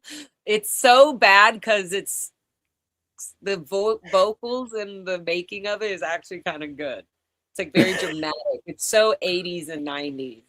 Well, that's me with "We Stand Tall" a little bit, to be honest. Yeah, Like, it's no, a I know, guilty it's the pleasure same song. It's way. I catchy. would go down the list. Like, I would be like, okay, don't let me get distracted. But I would go down the list on graduations. I'd be like, oh, I wonder. I'd be like, what song someday I'm gonna sing at the graduation at I was gonna sing in front of everybody. I was practicing One Man. It's called One Man. And it's Mhm. about L. Ron Hubbard. One man had a vision, but the way the guy sings it, I wish I could play it so you guys could hear it. It's really bad and sad. Yes, Selma. Um, but I have it's one like, other question, and then if we wanna get into some more work, we can, but I feel like I should know this, and I don't. How far did you make it up the bridge? Like, did you go clear or no, no, okay, no. This girl okay. still had her reactive mind. And now I'm not mocking it up anymore. That's a clear Um, cognition. yeah. I had done a lot of sec checking and a lot of um uh self-analysis auditing, and my mom did a lot of self-analysis auditing on me, which was very fucking annoying. um a lot of people actually, like a lot, not a lot, it was just different. I was always getting self-analysis auditing. But and then when I went to Clearwater, no, I actually did the purification rundown at I was a cadet at the Gold Base. I was twinned with the security guard. That's horrible. That's like it was I felt like I was in some spiritual, mental, like fucking boot camp. It was so weird. I was 10 years old at Gold Base, twinned with Dan Dunnigan's wife, Danny Oh, Dunnigan, who's the security guard at Gold Base, who's still there, who's I've heard like stories fucking about been, him, yeah. oh yeah, he's so horrible. His wife was on the purification. She was twinned with me, and she was like annoyed that she it started off bad because I think I realized later that she was annoyed that she had to be twinned with a little dumb child, like a child. Like she was like, she thought like, I came here for spiritual freedom. I'm she was annoyed that she had to like, I don't know. I don't know, whatever, didn't matter. She had that accent? And what? She Yeah, had that accent? she had some, yeah, she was from a different country. She had some act. She was very like, she had like a little doo doo doo quiet but like serious voice. What about Danny Dunnigan? Is Danny Dunnigan American, or he had an accent too? No, he didn't have an accent at all. He Okay. reminded me of like a rapey redneck. It's just there's a I'm handful of serious. names. He's I don't so fucking weird and evil. Like he has tackled so many people, tackled people. He's literally like roughhoused and manhandled and assaulted people. It's on video. Freaking angry gay pope. There's so many people that man over the years. He was literally a security guard. Would come to the Int Ranch to help train us on how to deal with intruders, how to like do all that. He's so nasty and obviously knows so much. He is him and Matt Butterworth or whoever that is, Matt Butler, another security guard. Though they're just, I mean, they're all so abusive and gross. But anyway, wow. See, here we go. Long story longer, all the way off into La La Land. But yeah, he's know, yeah, I disgusting. just get All the curious security sometimes guards because are. because there's obviously a handful of people who have left Scientology and like told their stories, and he's just a name that I don't even think I know what he looks like, but I've heard so many stories about him because I've heard so many stories about like I think for a good chunk of Danny, the you're time talking he about was Danny Dunnigan? yeah, I think Yeah, for a good chunk of the time he was operating the gate that opens and closes in base. So like people who tried to he escape, still like does. he would I be can he guarantee still you he does as far still as you know. does. Okay. Yeah. That job is so nasty. Like that's the equivalent of kind of like the warden. Like he's like, and he's like walking around like an evil fuck, and he loves it. He's just gross, and he's trusted because he's been doing it for so long, and Is his wife still into as far he as you will know? follow an order in a heartbeat. I have no idea. I just had such a bad time on the purification rundown with her. It was so bad. And then Yeah. I just started being snooty to her. Finally, I was like, why are you such a fucking bitch? She was like, you call me bitch or something like that. She got so offended because she's like, and I'm like, oh, not so sweet anymore, are you? I'm like, you're dealing with a rancher. I was like, you're being fucking out ethic. I was like, you're being out tech. You're telling me about my case and invalidating me and calling me a child. Wow, look at She was you. like, yeah, spicy. I was like, oh yeah, you thought I would I put up with it for like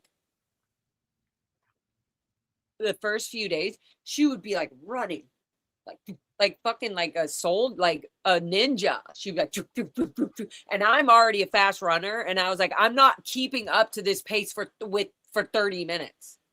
She wanted to run that fast for 30 minutes. I'm like, I'm a fucking slave at the Ant Ranch. As a child, I was literally like, I work all day. I'm like, I can take my chime and jog. It just says a quick run, a quick jog to get the blood going for 30. Anyways, ew. Now I'm like remembering the purification fucking policies. But long story longer, really gross. Learning was such a weird concept, the way we were raised, because we looked down upon it as like not needed, and oh, those idiots out in the outside world don't even have the truth, they're being taught the false. But really, the kids are not being educated and they're being taught false shit. So it's so hypocritical, and it's hard because it feels like, what was the point, Scientology? It feels like, why would you do that to so many kids and so many families and lives? And like, what the fuck is the point? You do nothing good for people or the world. Nothing. In the end, you destroy people. And there's not like, oh, for a moment, this was good. No, because you're allowing, for anybody who says something was good, they literally are allowing that energy, that Scientology is good, it's okay. It's never good or okay. It was good or okay because they manipulated you into it at that point when you thought it was good and okay. That's when you were manipulated. And then when you leave and you say, oh, well, it's good in some places. No, it's not. It's pretending to be good in those places so that you get deeper and deeper into it where they do take over control. It's just like, no, none of it is good. That's like saying, oh, a little bit of meth is good, or like, what the fuck? Why? How is it good? For what? Is it helpful? Does it act? Isn't it pretty harsh on the body? Like, isn't it? It's not about all. Anyway, so nothing about it is good. So yeah. Okay, so where were we going? Schoolhouse Rock. Oh yeah. Watching that. Do you want to pick up a little bit on the page, whatever page you were working on, or do you want to tell me where you? I was left just off going so that I can over. go Yeah, there? no, we were literally just reviewing. We had reviewed already a few pages. Okay, nice. And I know we're already coming up on 2 hours here, it looks like, so we don't have to stay on for super long. But yeah, I'm down to Yeah, go no, over if and you want to. labor to attend school and learn, literally. And guess what I'm good at? Hard labor and working. Like, it's so dumb. Like, I just feel like anybody can learn, and it's not fair that entity, an organization like Scientology, thinks they have any right to take away that right, to take that away and say, I'm going to control this right. That's such abuse. Yeah, it's never too late to start getting educated for real. Yeah. Okay, so yeah, we were just we were going over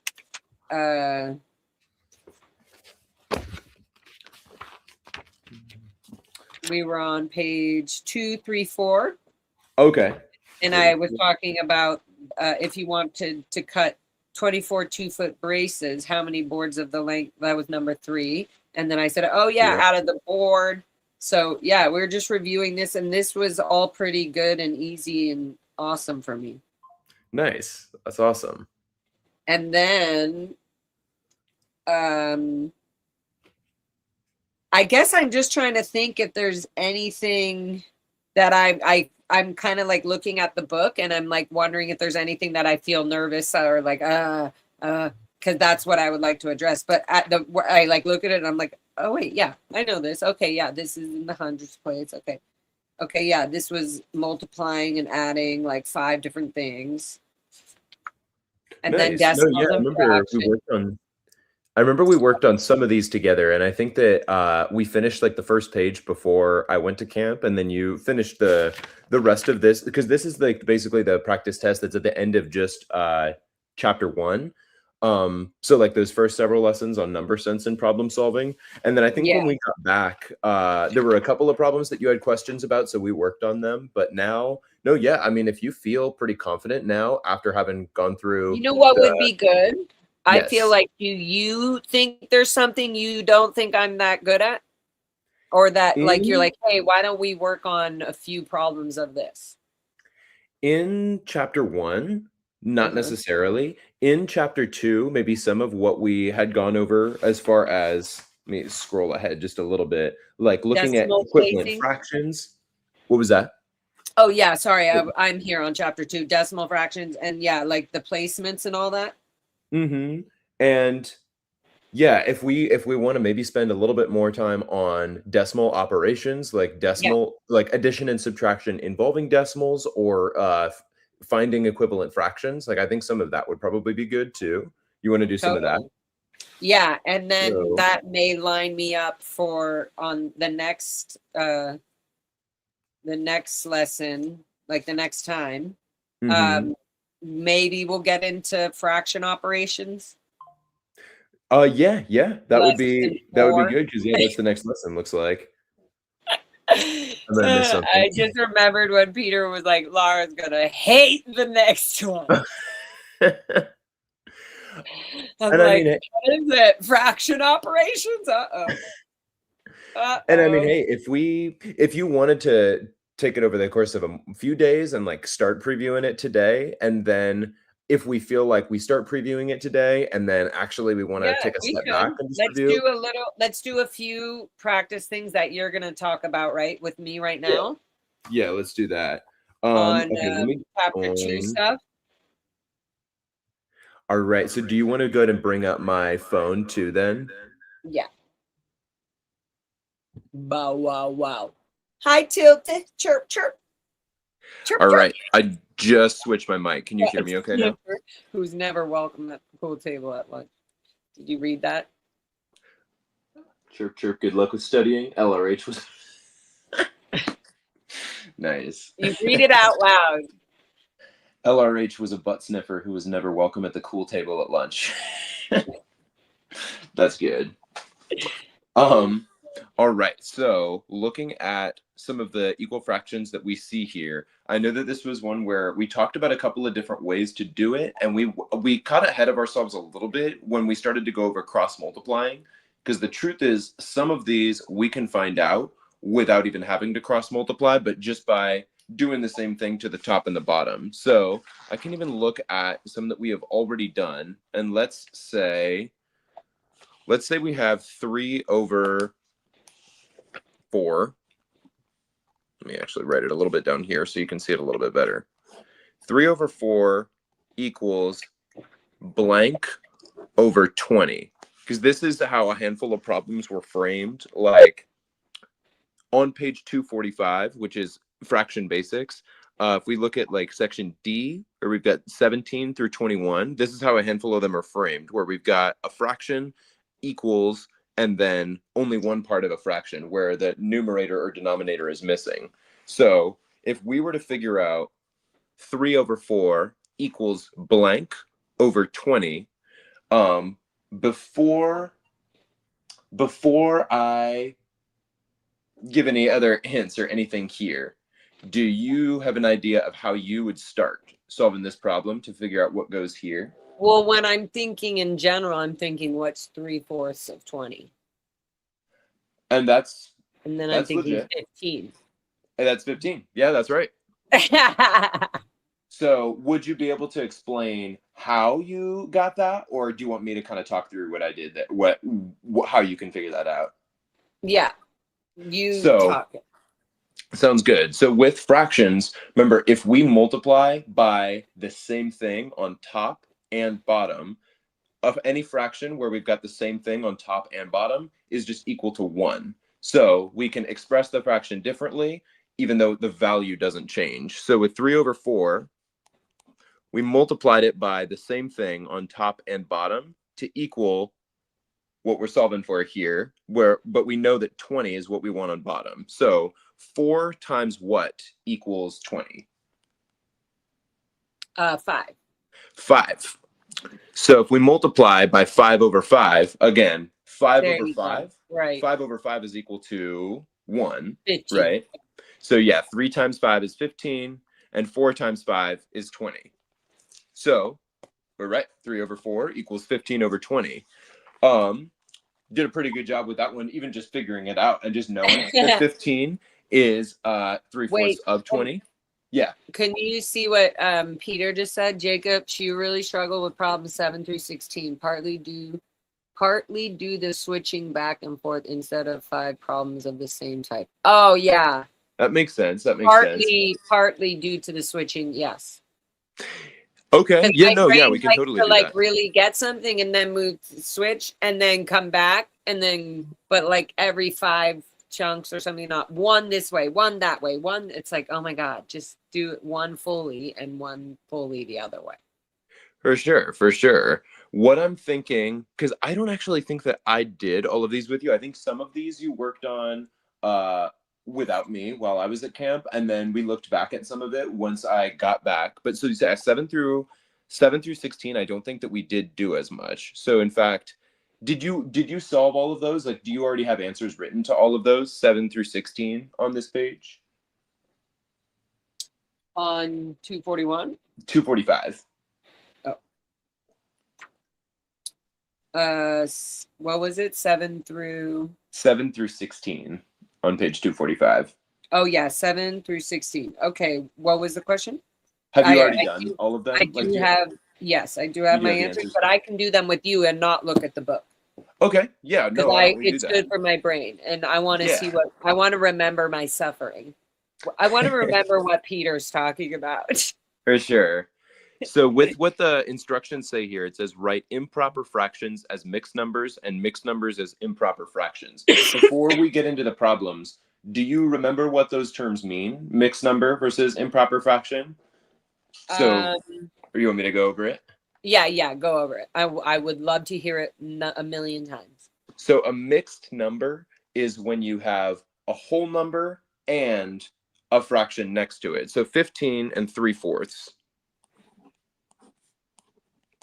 This is a mixed number because we've got 15, which is a whole number, and 3/4, which is a fraction.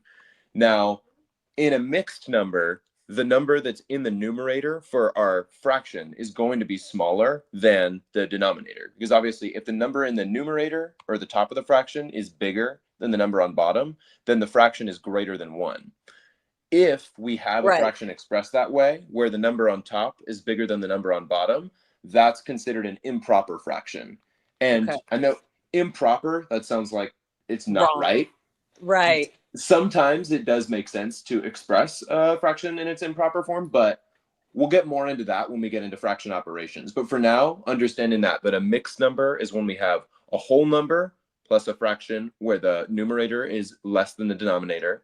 An improper fraction is when we have just one fraction where the numerator is greater than the denominator. So like what if you put right now, what if you wrote down, what if I had written down 15 and then 15 over 20?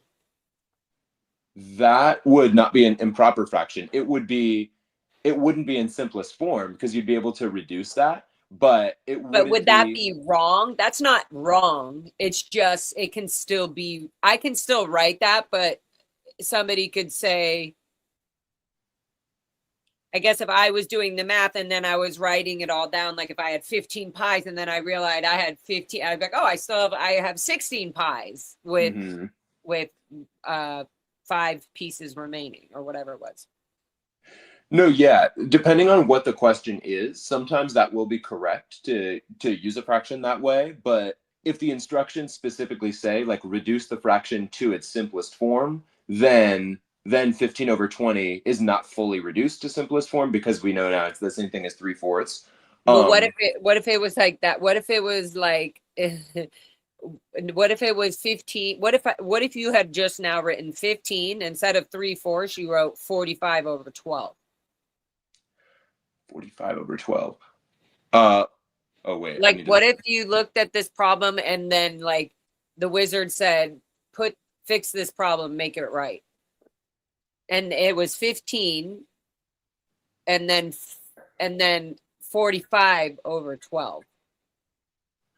Well, 45 over 12 is going to be a different value than what's here. So that would just be a different value. But I mean, there could be questions where you're asked to express that. I feel like what might help before. Go ahead. 45. Okay. If you had to break down 45 over 12.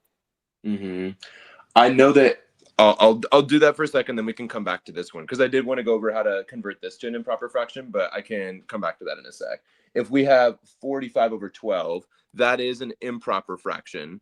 Now, if we were to express this as a mixed number, well, actually, you want to first go over how to reduce this, how to like simplify it?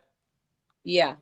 So I know that 45 and 12 are both divisible by 3. I know that 3 goes into 12, and I know that 3 goes into 45. So then I would divide by 3 over 3. And then I know 45 divided by 3 is what? 15. 15. And 12 divided by 3 is what? 5. Sorry again. 3, 6, 9, 4. 4, yeah. So that would be 15 over 4. Now, that's an improper fraction. Okay. I think now it would be a good time we'll come back to this because I want to go over how to convert a mixed number into an improper fraction, and then also how to convert an improper fraction into a mixed number. So can we set this to the side for a second, then come back to it? Totally. So totally. I just wanted to get that out of my head because I don't know if that would ever be written that way, where it would be like 15 and then instead of 15 3/4, it's like 15 and 45 12ths. Yeah, you wouldn't typically see it written that way, but if they're trying to trick you, it is good to be aware of what to do. Yeah.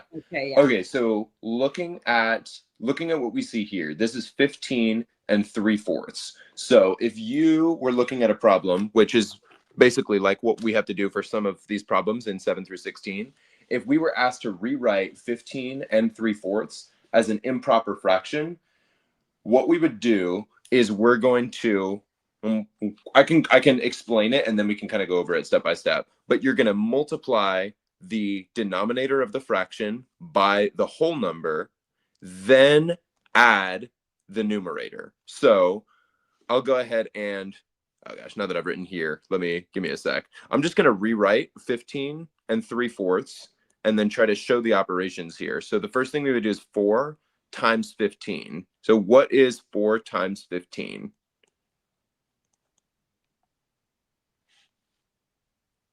Sorry. 4 times 15 is, that's 15, then that's 60. 60, that's right. Then once we get 60, then we're going to add the numerator. So what's 60 plus 3? 63. 63, good. So 15. I remember this. Peter taught me some of this. Nice. So 15 and 3/4 could also be written as 63 over 4. Right. And I just put these arrows here so we kind of know the steps that we're going in, like, because this is how I typically think of it, is I'll go from denominator times whole number, then add the numerator. So if we've got 15 and 3/4, 4 times 15 is 60, 60 plus 3 is 63. So 15 and 3/4 equals 63/4. That makes sense? Yeah. Now, if we receive this the other way around. Like somebody earlier said, I don't know who it was. They said something like math doesn't even seem real or something. Like it seems like it's a fake. It's a fake thing. Like it's made up. Yeah, I mean, some concepts do seem very Who said abstract, and that? especially once you get into like, I don't even know if this is going to be on the GED test, but if you ever get into like imaginary numbers where we're talking about the square root of negative number, I don't even know if it's worth even getting into that right now. It is very abstract. Is it like square root but subtraction? Well, I'm trying to think if there's a way that I can kind of explain it without making it too confusing. But basically, any real number squared is going to be a positive number. Even if you're taking a negative number, like negative four. Have you heard the phrase like a double negative equals a positive? Um, Yeah. so -4 times -4 is still positive 16. You'll never square a number, like multiply it by itself and then have a negative number. Whether you're starting with a positive number or you're starting with a negative number, if you multiply that number by itself, your answer will be positive. So if you are ever asked, like, what's the square root of -25? It's not a real number. But the square root of 25 is 5 because 5 times 5 is 25. So anytime there's an imaginary number or we want to talk about like the square root of -1, that could be represented as I for imaginary. So then the square root of -25 equals 5I. I was trying to think of like an easy way to explain it, but it's not a simple concept. I'm like, okay, that's all. That's good. Yeah. But so do you feel like you understood how I got from 15 3/4 to 63/4? Yes. Do you want to test me? Wait, let me grab a something to quench my thirst. I think my phone are going. It is over 5 minutes. And Hey, Peter. Hey, Super Pup. Hey, Tilty Bird. Hey, Heather.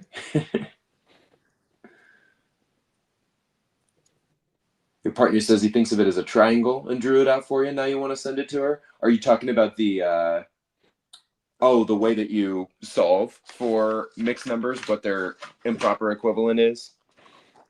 I can see you kind of draw a triangle there, if that's what you meant. Okay, do you want me to give you another sample problem where I give you a mixed number and then you convert it to an improper fraction? yeah.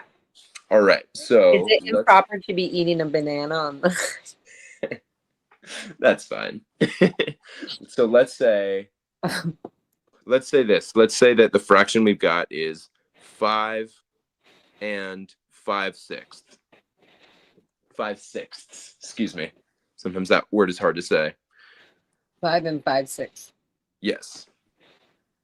So how would we convert this to an improper fraction? 5 and 5/6, convert it into an improper fraction. Correct. So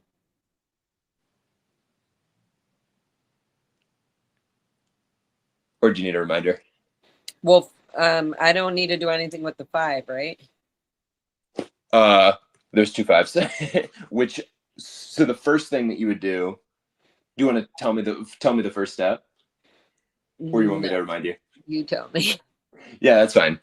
So like what we were doing on the last page where we, let me see. 1 sec, sorry. Like what we did on the last page where we start by multiplying the denominator by the whole number. Then our next step would be to add that product to the numerator. So the first thing that we would do here, the first thing that we would do here is multiply 6 times 5. What is 6 times 5? 30. 30. And then what do we do after that? Then we do 6 times 5 plus 5 is 35. 35. Good. So what's our final answer? 35. That's part of it. Oh. 35 isn't a fraction. What would the fraction be? I might have not been clear about this part actually, so I'll help you. The denominator will stay the same. When we're converting an improper fraction, or mixed number to an improper fraction, whatever number is on the bottom that we start by multiplying by the whole number, that's still going to be our denominator in the improper fraction. So with 5 and 5/6, we did the steps right, where 6 times 5 is 30, 30 plus 5 is 35. And so then our answer is going to be 35 over 6. That 6 stays in the denominator. When does the 6 change? When converting between an improper fraction and a mixed number, that's going to stay there unless we reduce. If we simplify, so like, for example, if it was 5 and 4/6, then we would have ended up with 34 over 6. And 34 over 6, both of those numbers are divisible by 2.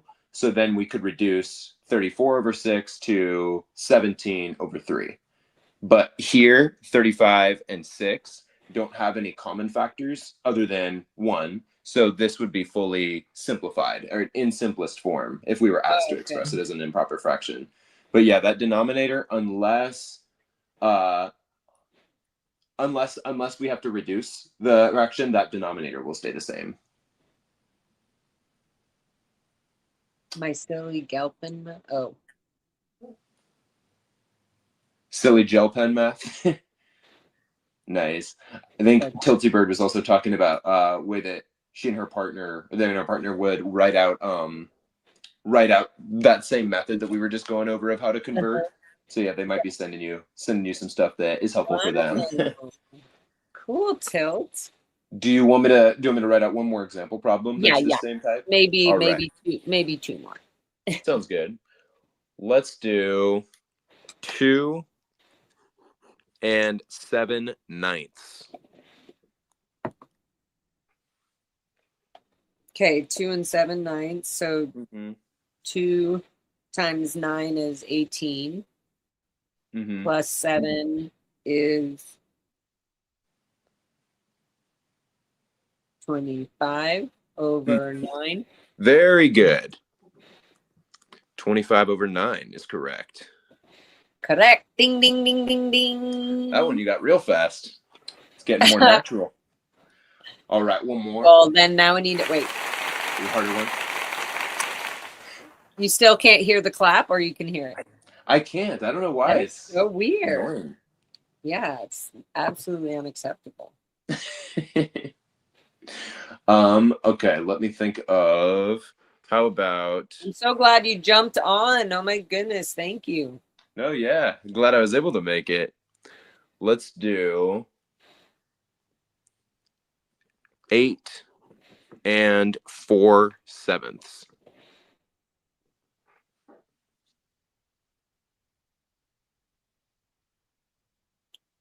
8 times 7 is 56 plus 4 is 60. So fraction is?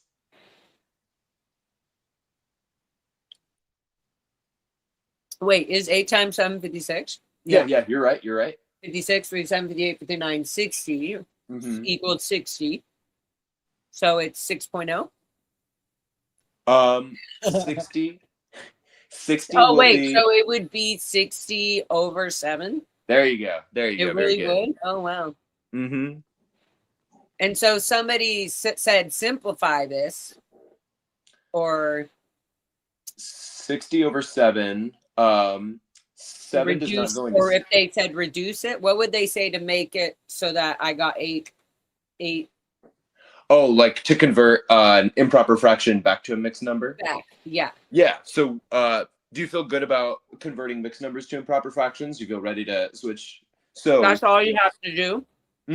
Okay.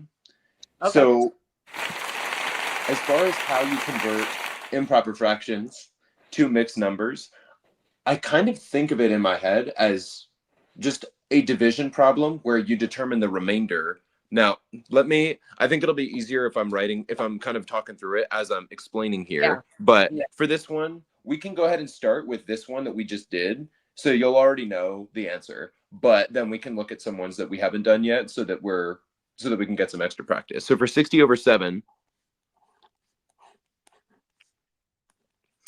if you just think about what you would be doing if you were doing a long division problem and thinking 60 divided by 7, or how many times does 7 go into 60?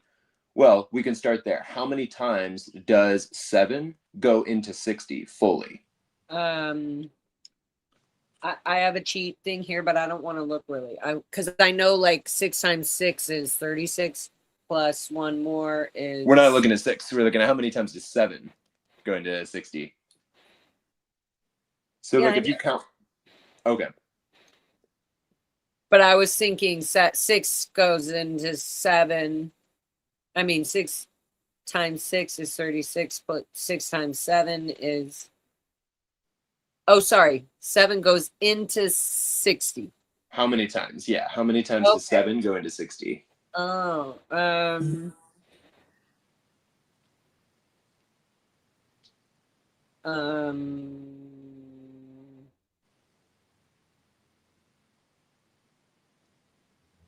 I want to say like, well, that's what I was doing. Wait, in my head, wasn't I doing like 7 times 7 is 49? Uh-huh. So more than that. Minus 6, right? Or minus 1. So 42. Not It quite. wouldn't work like that? Okay. So 7 times 7 is 49. So what's 7 times 8? 7 times 7 is 49. 7 times 8 is 52, 56. Good. 7 times 8 is 56. And then 7 times 9 would be greater than 60. So 7 times 8, 56. That's 8 is the number of times that 7 fully goes into 60. So Yeah. 8 would be our whole number. And then what's our remainder? How far off are we? When we do 7 times 8 is 56. How far is 56 from 60? Sorry. So I was right about wanting to multiply, and in my mind, my quick math was thinking 6 times 7. And If it then I helps would see how many, I would see times what is how many times 7 would go into 60. you Do you want know to what see how many times 7 goes into 60. I think I might have just gotten thrown off with where the 6 was coming from at first. But if it helps you, if that helps you, if like instead of just counting by 7s to start with 6, because you just know 6 times 7 is 42, you can No, I'm start saying with that. what helps me is like if I was here, like because my mind thinks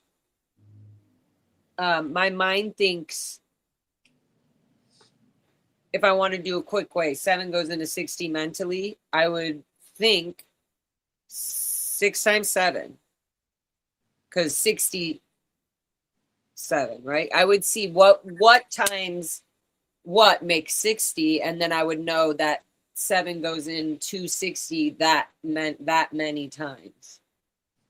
Okay. No, yeah. I mean, if that helps you get to 8, then that can work for sure. Let me just think. 6.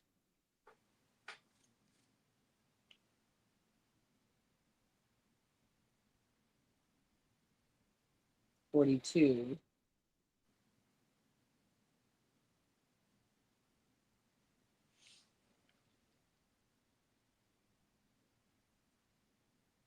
$60. Yeah, it would help me. So that actually is a good way for my brain. Because I multiply, and then I just go good. So if 7 times 8 makes 60. No, sorry, it's 7 times 56.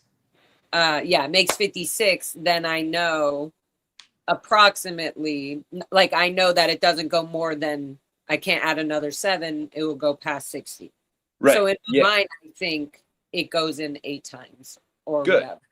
So we know that our mixed number is going to be 8 and blank over 7, because it only goes in 8 full times. So then, since 7 times 8 is 56, how far is 56 from 60? Or what's the difference between 56 and 60? 4. And so then we get 8 and 4 sevenths. And you can check your work by going backwards and doing what we did to convert the improper fraction to, or excuse me, the mixed number to the improper fraction. 7 times 8 is 56. 56 plus 4 is 60. So it is kind of in a way the reverse of what we were just doing before.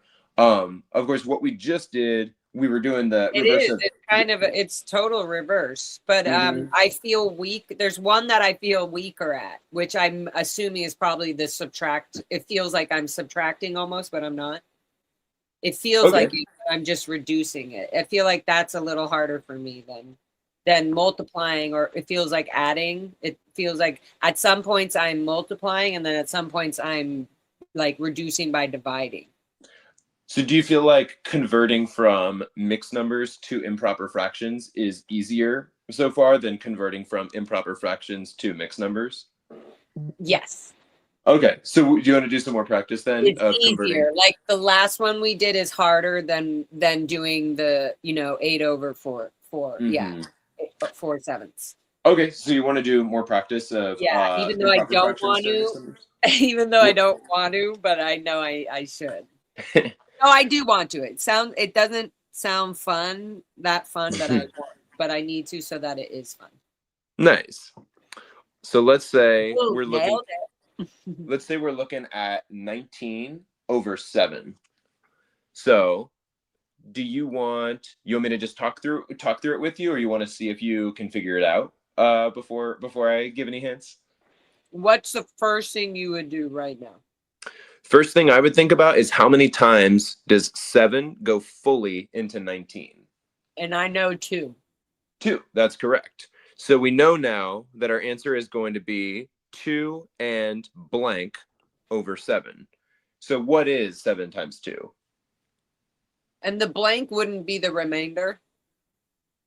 It actually would. That is a way that you can think about it. When you're calculating remainder, I know I showed you how we can use long division and then use a decimal, but another way in addition to using a decimal would be to put the Remainder remainder at over the top, the divisor, right? So over it would the be 5/7. yes, that's correct. Hmm. Very Nice. good. You got that quick. Well, see, there's certain things I feel like I'm not that good at, like, maybe I'm wrong. Like maybe it's something I'm like hearing as like a child, like she's not good at subtraction or whatever. Like what is it called when it's like multiple subtraction, not like one subtraction? Just Just like bigger multi-digit number. subtraction. Yeah, with just like a bigger number.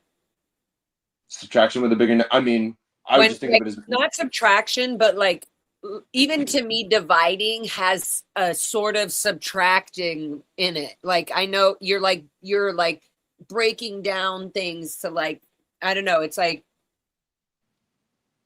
I don't know. Whereas multiplication is like a more closer to addition. I was like, whose claws are on me, little sleepy kitty? I mean, I think I sort of see what you mean because like there are Maybe not. commonalities. Maybe I'm just a weirdo. Maybe I just Well, see seeing something. there are things that addition and multiplication have in common that then subtraction and division don't. Like with addition and multiplication, you can change the order and it doesn't affect your answer. With subtraction and division, it does. So like a little bit of a tangent for just a sec, but like 5 plus 6, that was an ugly 5, but 5 plus 6 is equal to 6 plus 5. Like if you reverse the order, it doesn't Right. matter if you do 5 plus 6 or 6 plus 5, you're going to get the same answer. Same thing with multiplication.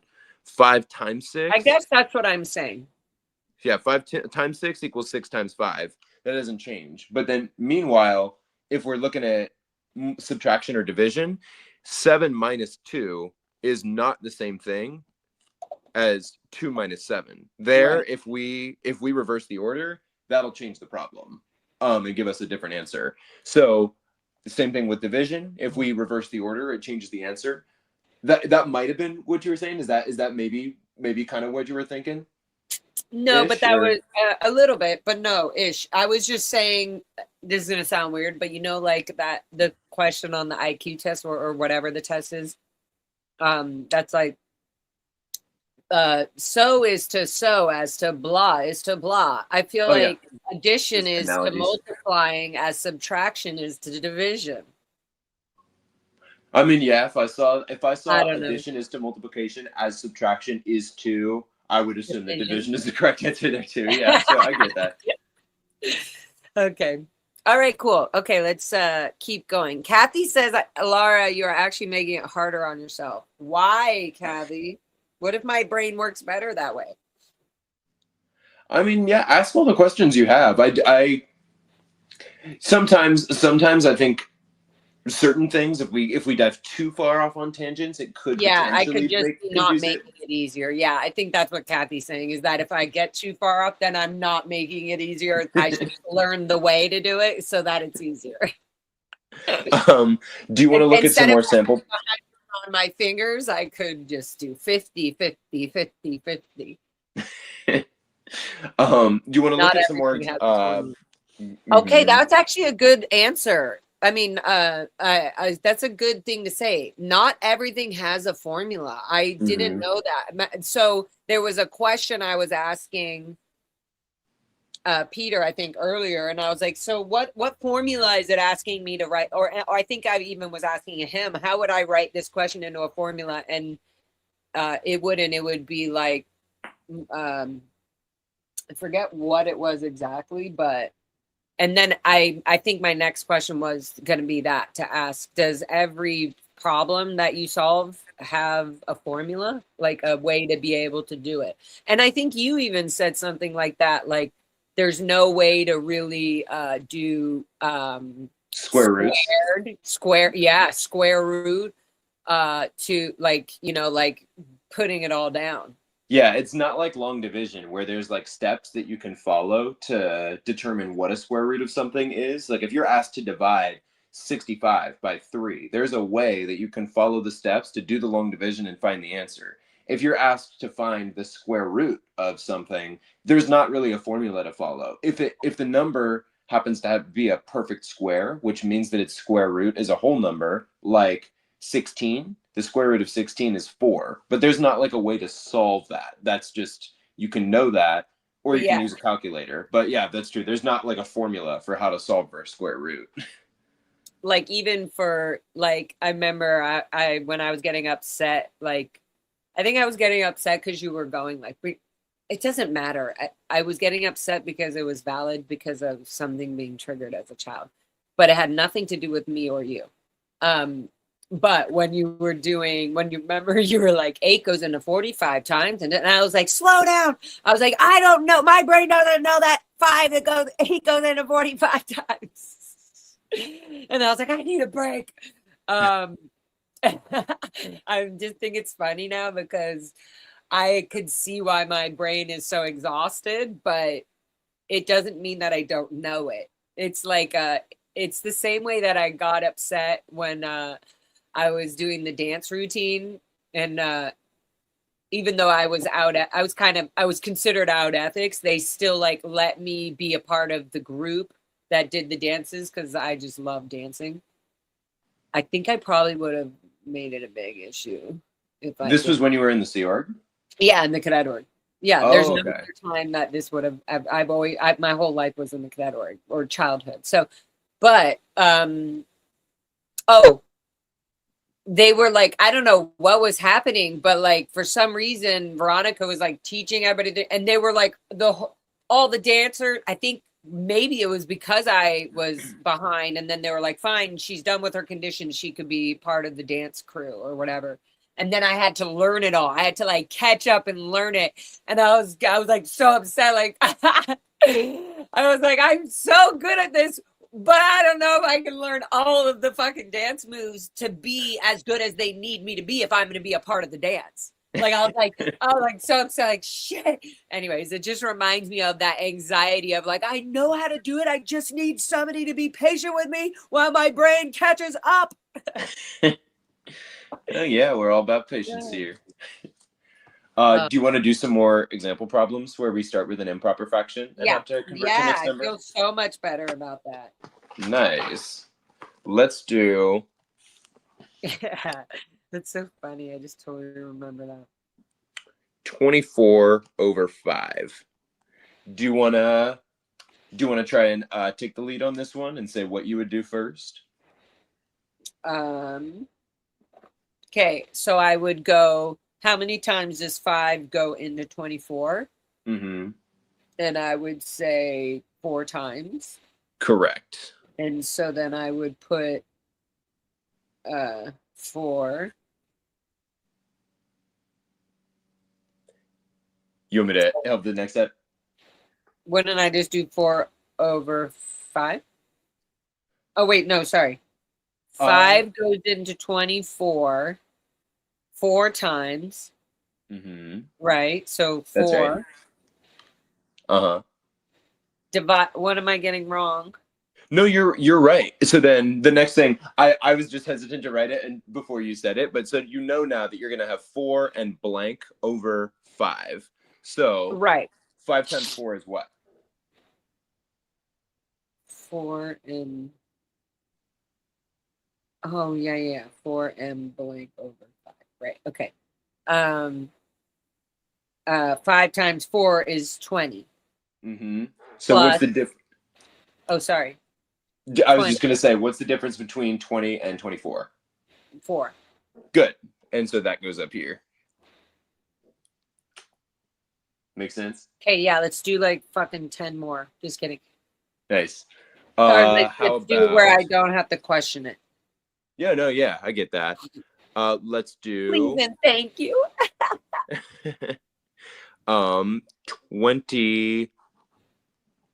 29 over 7. See, I even was thinking of a song right now. 20 over 4. Oh my God, Diggy's so cute. Oh. I can't even handle this right now. Oh. No, he's sleeping and look. So cute. His face is upside down. And look at his paws just hanging out on my little lap. That's cute. He's so cute. He's like, I got you, Laura. I'm here with you. Don't worry.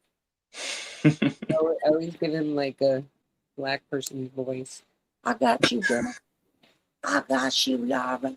It's my friend Fanny. And it's her voice. She's always like, Miss Laura, how you doing, baby? That's Tiggy. Miss Laura, I got you, boo. Look, he's doing it. He's saying, I got you. Oh my God, so cute. Okay, let's go. Sorry. All good. All right. You want to start this problem off? What fraction are we looking at here? Okay, 29 over 7. So how many times does 7 go into 29?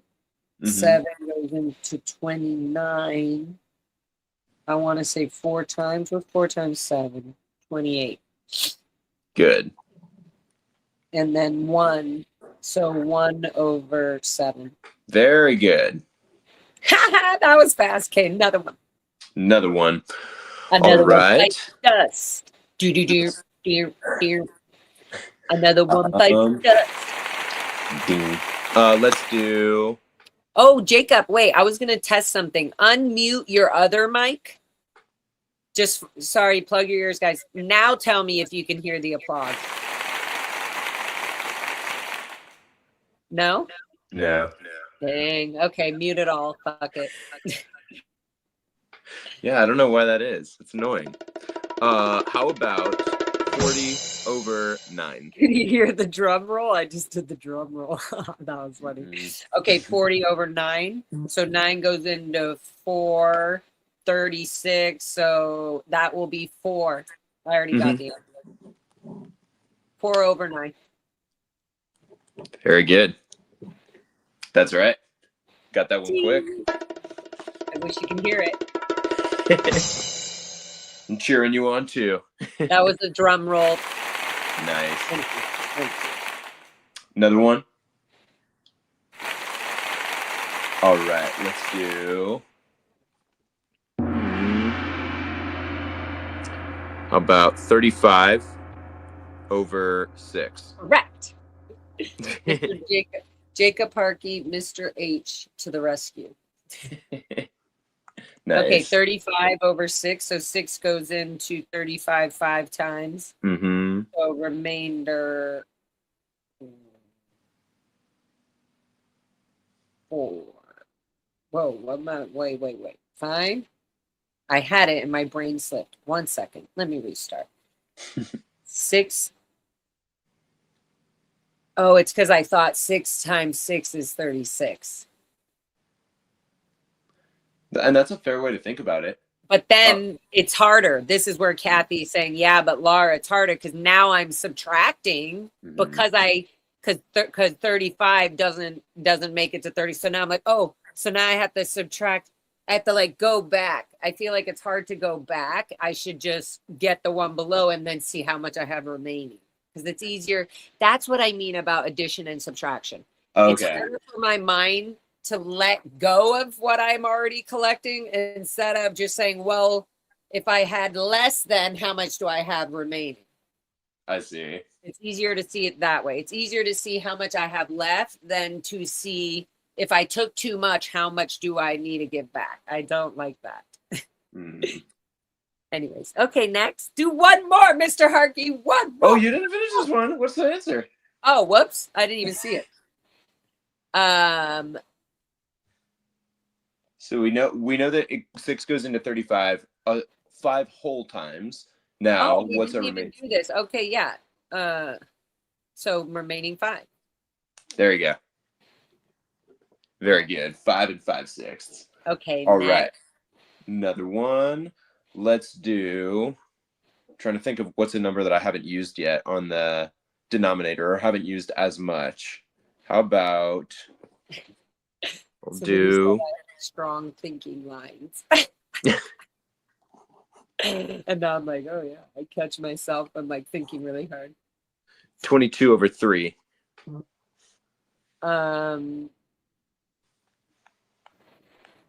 3, 6, 9, 12, 15, 18, 21. Yeah, I already thought 21. So it's gonna be remainder 1. What's So our whole number? It'll be 1/3. It'll be it's 22. 22 over 3. Yeah. Oh, sorry. How many times did I say? 3, 6, 9, 12, 15, 18, 21. So it's 7, remainder 1. So it'll be 7 and 1/3. Very good. That's correct. Oh, wow. I feel like I don't even have to write this down anymore. That means my mental math is getting a little better. Yeah, practice makes perfect. This is how it comes along. I don't want to be perfect. I just want to be good. No, I get you. I get you. At other things, I'm already perfect. Nice. Things we can't speak about on this channel. Gotcha. All right. You want to do another Holy one? JK. I'm perfect at being me. Nice. Repetition is key. I'm perfect at being me. Repetition is key. Perfect at being me. That's a good song to make. Repetition is key. And then it's almost like I'm singing to them. Perfect at being me. So then it reduces the stress of trying to be perfect. There you go. It is key. You're not trying to be perfect, but once you repeat it enough, you don't have to be perfect. Ain't that you go, girl. Okay, ICC, are you ready? Watch this. Okay, 51. So 8 goes into, I want to say 48. So what makes 48 times? No, what? Ooh, wait. 8 times 4. A little more. 8 times 5 is 40. 8 times 6 is 48. 8 times 7. Oh, it's 48. Okay, so this will be 48, 49, 50, 51. So remaining. So it'll be 6 and 3/8. Good. Bum, Very good. Bum, bum, bum, bum, bum, bum, bum.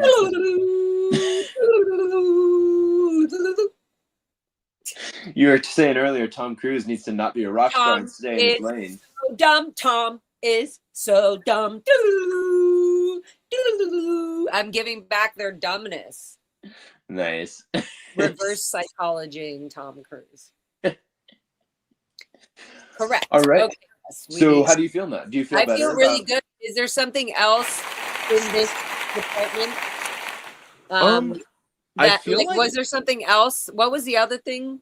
the other thing that was on this page that we had all these sample problems there was converting mixed numbers to improper fractions, converting improper fractions to mixed numbers. We just practiced both of those.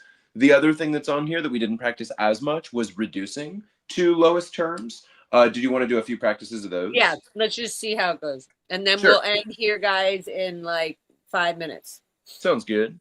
So let's say that you receive the fraction 12 over 20, and you're told to reduce the fraction to simplest terms. Do you know? Reduce the fraction to simplest terms. So what I'm going to do is I'm going to find out what two numbers, what lowest number the 12 and the 20 can both be multiplied by. Or what number can be multiplied into both of these? Into both of them. And we can call both that a of them common can factor? both of them can be multiplied by. Into. Yeah, no, I know sometimes the way to like, word it is confusing. I think you do get it, but yeah, what number can be multiplied to equal 12 and 20? And we can call it greatest common factor. I'm gonna say 2. So we can start with 2. It won't be the greatest common factor, but we can go ahead and start there. So if we divide 12 over 20 by 2 over 2, then what do we get? What's 12 divided by 2? 6 and 10. Good. 6/10. So is 6 over 10 simplest form, or can we reduce 6 over 10 one more time? It can be reduced to 3/5. Very good. So 6 over 10, we would reduce or divide by 2 over 2 again, and we would get 3 over 5. So that gets us the right answer. The other thing that we could do is the greatest common factor between 12 and 20 is actually going to be 4. So we could have just done 12 divided by 4 equals 3, and 20 divided by 4 equals 5. But you don't really need to. If you just divide by a common factor, even if it's not the greatest common factor, then you can just do 2 steps. And sometimes, depending on what the numbers are, sometimes it's easier to just do it 2 steps instead of actually finding the greatest common factor. Because then I'm like, okay, good. Now I know it's this, right? It goes in 8 times or whatever, and my remainder is this. And one example problem that we looked at that I think was a good example of when it can be easier to just not do greatest common factor, but just do a common factor, was when we had 60 over 90. So there's a few ways that we could reduce 60 over 90. If we're doing greatest common factor and we wanted to divide in just one step, we can do 60 over 90 divided by 30 over 30, because 30 is the greatest common factor. So 60 divided by 30 is 2. 2, and 90 divided by 30 is 3. Oh, cool. Okay. So that's one way that we could do it. But the other thing that we can do is, because 60 and 90 both have a 0 at the end of them, we can just drop those zeros, and that's the same as dividing for the top and the bottom goes into 9, remainder 3. Yeah, so now if we have 6 over 9, then now 3 would be our greatest common factor. Yeah. So we could do divided by 3 over 3 equals 2 over 3. Yeah. So when reducing fractions, there's multiple ways to do it. You can use the greatest common factor and solve it in one step. Or if you know a common factor and you want to just take it in multiple steps, sometimes that's easier to do, depending on the numbers you're working with. Do you want to do a few more examples with reducing fractions? Yeah, let's just see. I feel like I'm pretty good at it, but I like that I'm good at it, so I don't mind doing it. Okay, nice. Let's do. I mean, I had no idea how to do this a month ago, so I'm very proud of myself, and I'm going to enjoy that. Heck yeah. Let's do. Oh man, is my pen starting to die? Thank you, Ice. Oh my goodness, this pen is like. I saw it. I was like, this pen is blue. It won't let you write. Let me see if I've got another one real quick. That would be funny if you were in your boxers. No. It would be. The teacher's party up front. I forget what it is. Business up front, party down below. Up front, party downtown. Okay, how about. Oh my gosh, this pen is garbage too. This pen is blue. All right, this pencil works well enough. It's just not as dark. Yeah. I bought, thinking of you, I bought, oh, my mirror needs to be in the square. I bought a pack of pencils and the Nice. and a sharpener. Did you see Mhm. all the supplies and everything that I got? Not as much. I did see Peter saying in the chat, like, show him your Oh my flashcards, God. and Okay, I'll then show you at the end when we're done here. okay, we can make this the last problem well, we'll see. 111. Yeah, why not? It just turned 111 when you said that, Nice. so that'll be good. And then I can show you everything. Perfect. So what is with 25 over 35, what's a common factor that goes into both of 5. these numbers? Good. 5, because you So said that before. divide by 5 over 5. What's 25 divided by 5? 5. And what's 35 divided by 5? 6. So close. 5, 10, 15, 20, 25, 30, 35, 7. 7. There we go. 5 sevenths. There you go. Very All right. cool. Good job. I feel like today was productive. I feel like Yeah. we got more comfortable with mixed numbers and improper fractions and reducing fractions. Yes. Good stuff. I feel. And do you want to quiz me really quick on like a decimal thing, like ones place or thousandths or whatever? Sure. Why not? How about? Why not? Just throw it in there before we finish this up. Correct. All right. First off, can you just say this number? 1,804. Good. What number is in the tens place? 0. Good. What number is in the thousands place? 1. What number's in the ones place? 4. And what number's in the hundreds place? 8. Very good. You know your place value. And now decimal points. Can you do one with decimal points and then ask me? Oh my God, I just want to eat this little chicken up. I don't want to wake him up. Sometimes these ones are hard for me to say because some of the place value after the decimal sounds so similar to the place value before. So what is in the tenths place? What is in the tenths place? Okay, wait, 1 home. Actually, first off, can you just say this number before, and then we'll get into it. 15.64. Good. Yeah.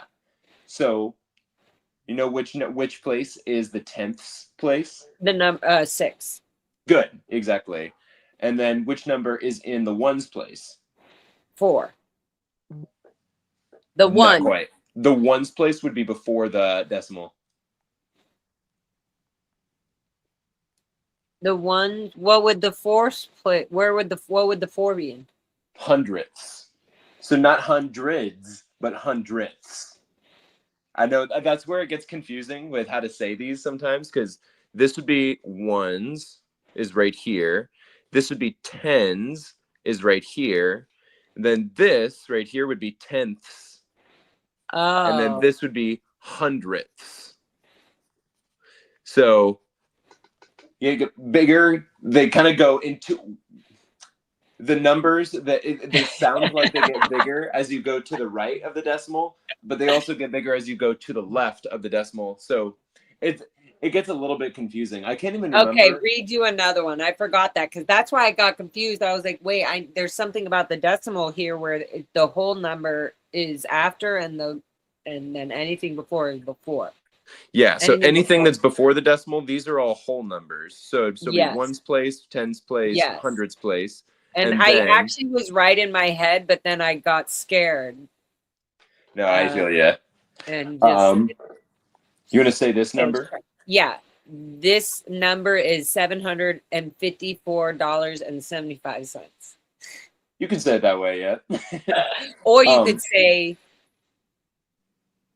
$754,000,000.75. If there was a bunch of zeros in between. If there were a bunch of zeros after the 4, sure. But what we see here is 754.75. So here, what is in the hundreds place? In the hundreds place is the 7. Good. And what's in the hundredths place? The 7. The hundredths, 5. Hundredths. Oh, because it goes backward. No. Yeah, it goes backwards. Yeah, so So from the decimal, from left to right, it goes yeah. ones, tens, hundreds. And And then from the then decimal, from moving to the right, goes tenths, hundredths, and then it would be thousandths, thousandths, then then ten millions. thousandths. Just kidding. Not right from That's right. thousands to millions. Thousands, then Hundred ten thousand, thousands. Yeah, yeah. thousands, What? million thousands. May after 100,000ths, then would be millions. We don't say thousandths. thousands, millions, millenniums. Okay, so I another one because that's not okay. I need to get it right before we end. Sure, yeah, I get that. Before we end this session. Let's do. Plus, I'm going to show you my stuff. Yes. 51 point. All right, can you say that number?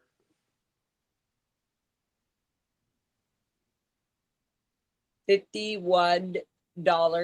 Just kidding. 51,000. Oh, this is supposed to be a decimal right here. It might have looked kind of like a comma. 51.654. So how would you say it just as is? 51.654. Oh, there's no special emphasis with this. You could say 51 and 654 thousandths, but honestly, nobody talks like that. Like, Okay. I was just wondering, like, okay, technically it would be 51. What is in the ones place? In the one? In the ones place, yeah. One. What's in the tens place? 5. Good. What's in the thousandths place? 4. Good. What's in the tenths place? That's where I would get scared. I might mess up if they said the 10th and the what? Tenths. So tens, we're talking about whole numbers. Ah, that's where I'm getting confused. Yeah, okay, tens place is then whole number. So that's and then why when it's before, it's tenths. Like when people say when I it's want after a the tenth decimal. of that. When I was trying to show that up here too. Like this would be the tens place when we're talking about whole numbers, where each of these numbers equals itself times 10. So in 15.64, that 1 doesn't really equal 1. It equals 10 because it's in the tens place. But then in 15.64, that 0.6, that 6 equals 6 tenths. Yeah, so that's the difference between the tens place and the tenths place. So when here, they have 0.10, they'll say that somebody would say that's a tenth. That's I right. want a tenth. So here, 51.654, you got that 1 is in the ones place, 5 is in the tens place, 4 is in the thousandths place. So then what's in the tenths place? 5.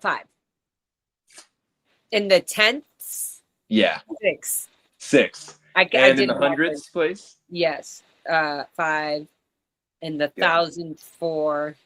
In the ones, in the 1. In the 10. In the tens, 5. There you go. Very good. And if there was a number in front, like a 1 or something in front of the 5, it would be 151. That's if right. If this was money, 151,000. Well, now that's a different number. I think you get it. I was trying to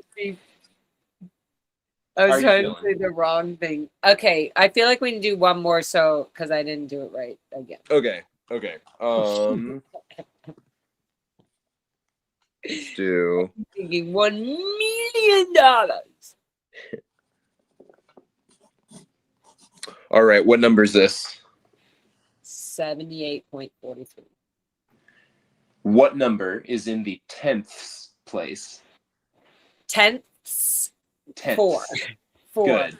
What number is in the tens place? 7. Good. What number's in the ones place? 8. Good. And what number's in the hundredths place? 3. Very good.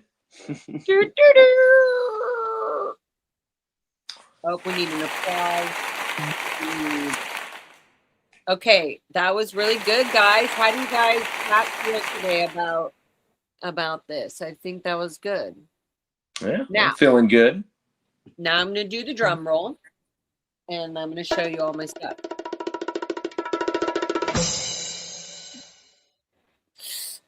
Okay. Oh my God. Hold on. I have this whole bag of stuff. Oh my God. Tiki, don't let me sit on your cute face. Okay. I have some stuff out because that's what I'm going to be working on. Okay. But, oops, this can actually go here. This can go there.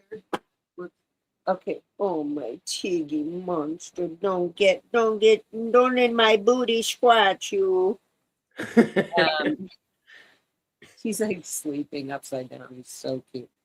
Look at my bad hair day today. Happens. There we go. I think I always you just gotta shake it off. Because the player's gonna play. Oh, let's see. You gotta shake it off. So this is so cool. In this, nice. In this came a freaking timetable thing. Multiple. Nice. So that's awesome. I don't have to print one or make one. And then these cards I can actually write. Where did I put it? Hold on to your love. Where did I just had it. I don't know where I put it. I just had it. I was being funny.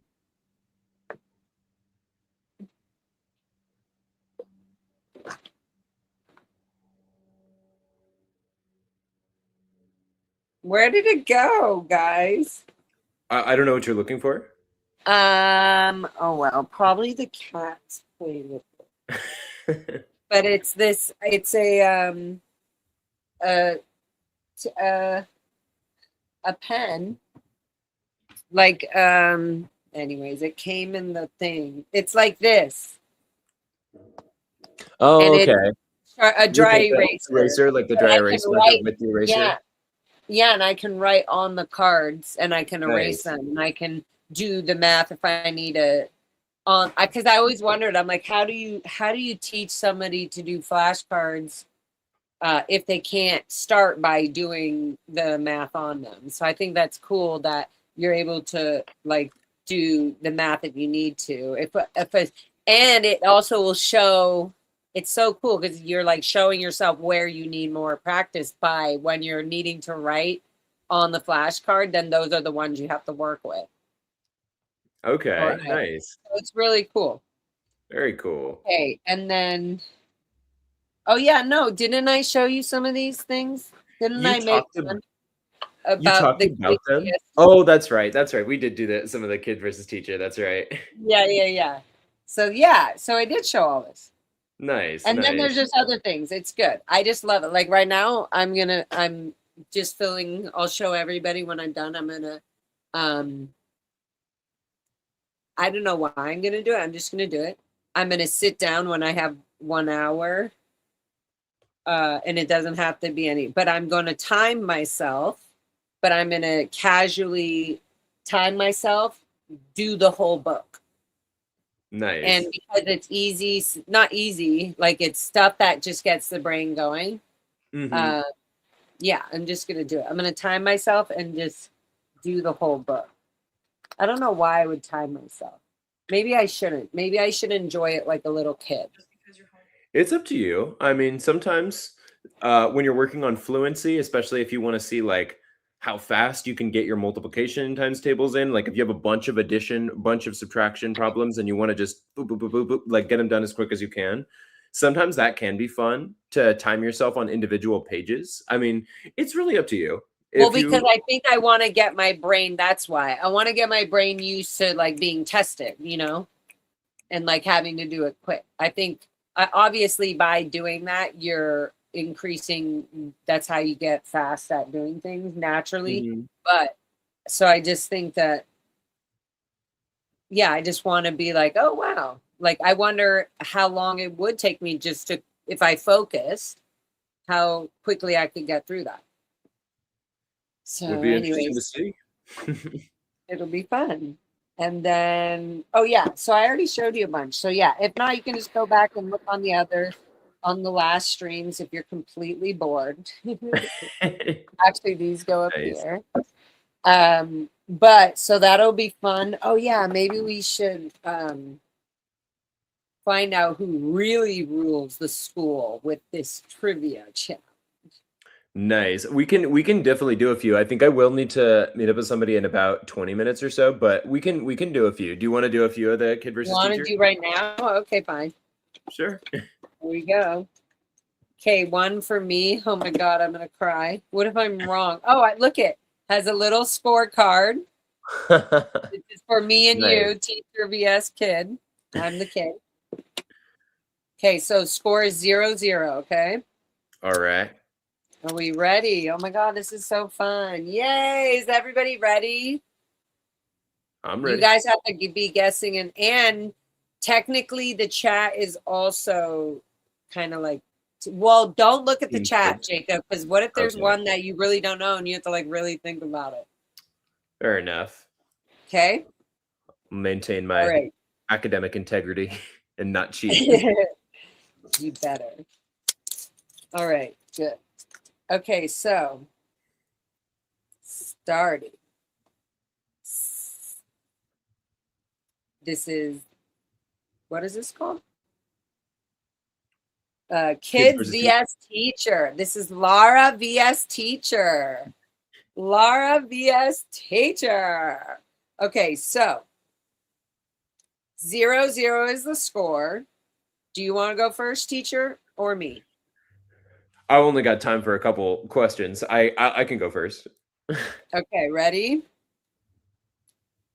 Who did Billie Jean King beat in the Battle of the Sexes tennis match in 1973?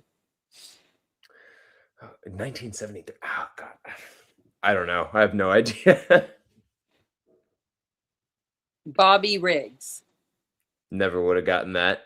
Okay, next one for a teacher since you wouldn't have gotten that. Which Italian dessert is also known as a Tuscan trifle?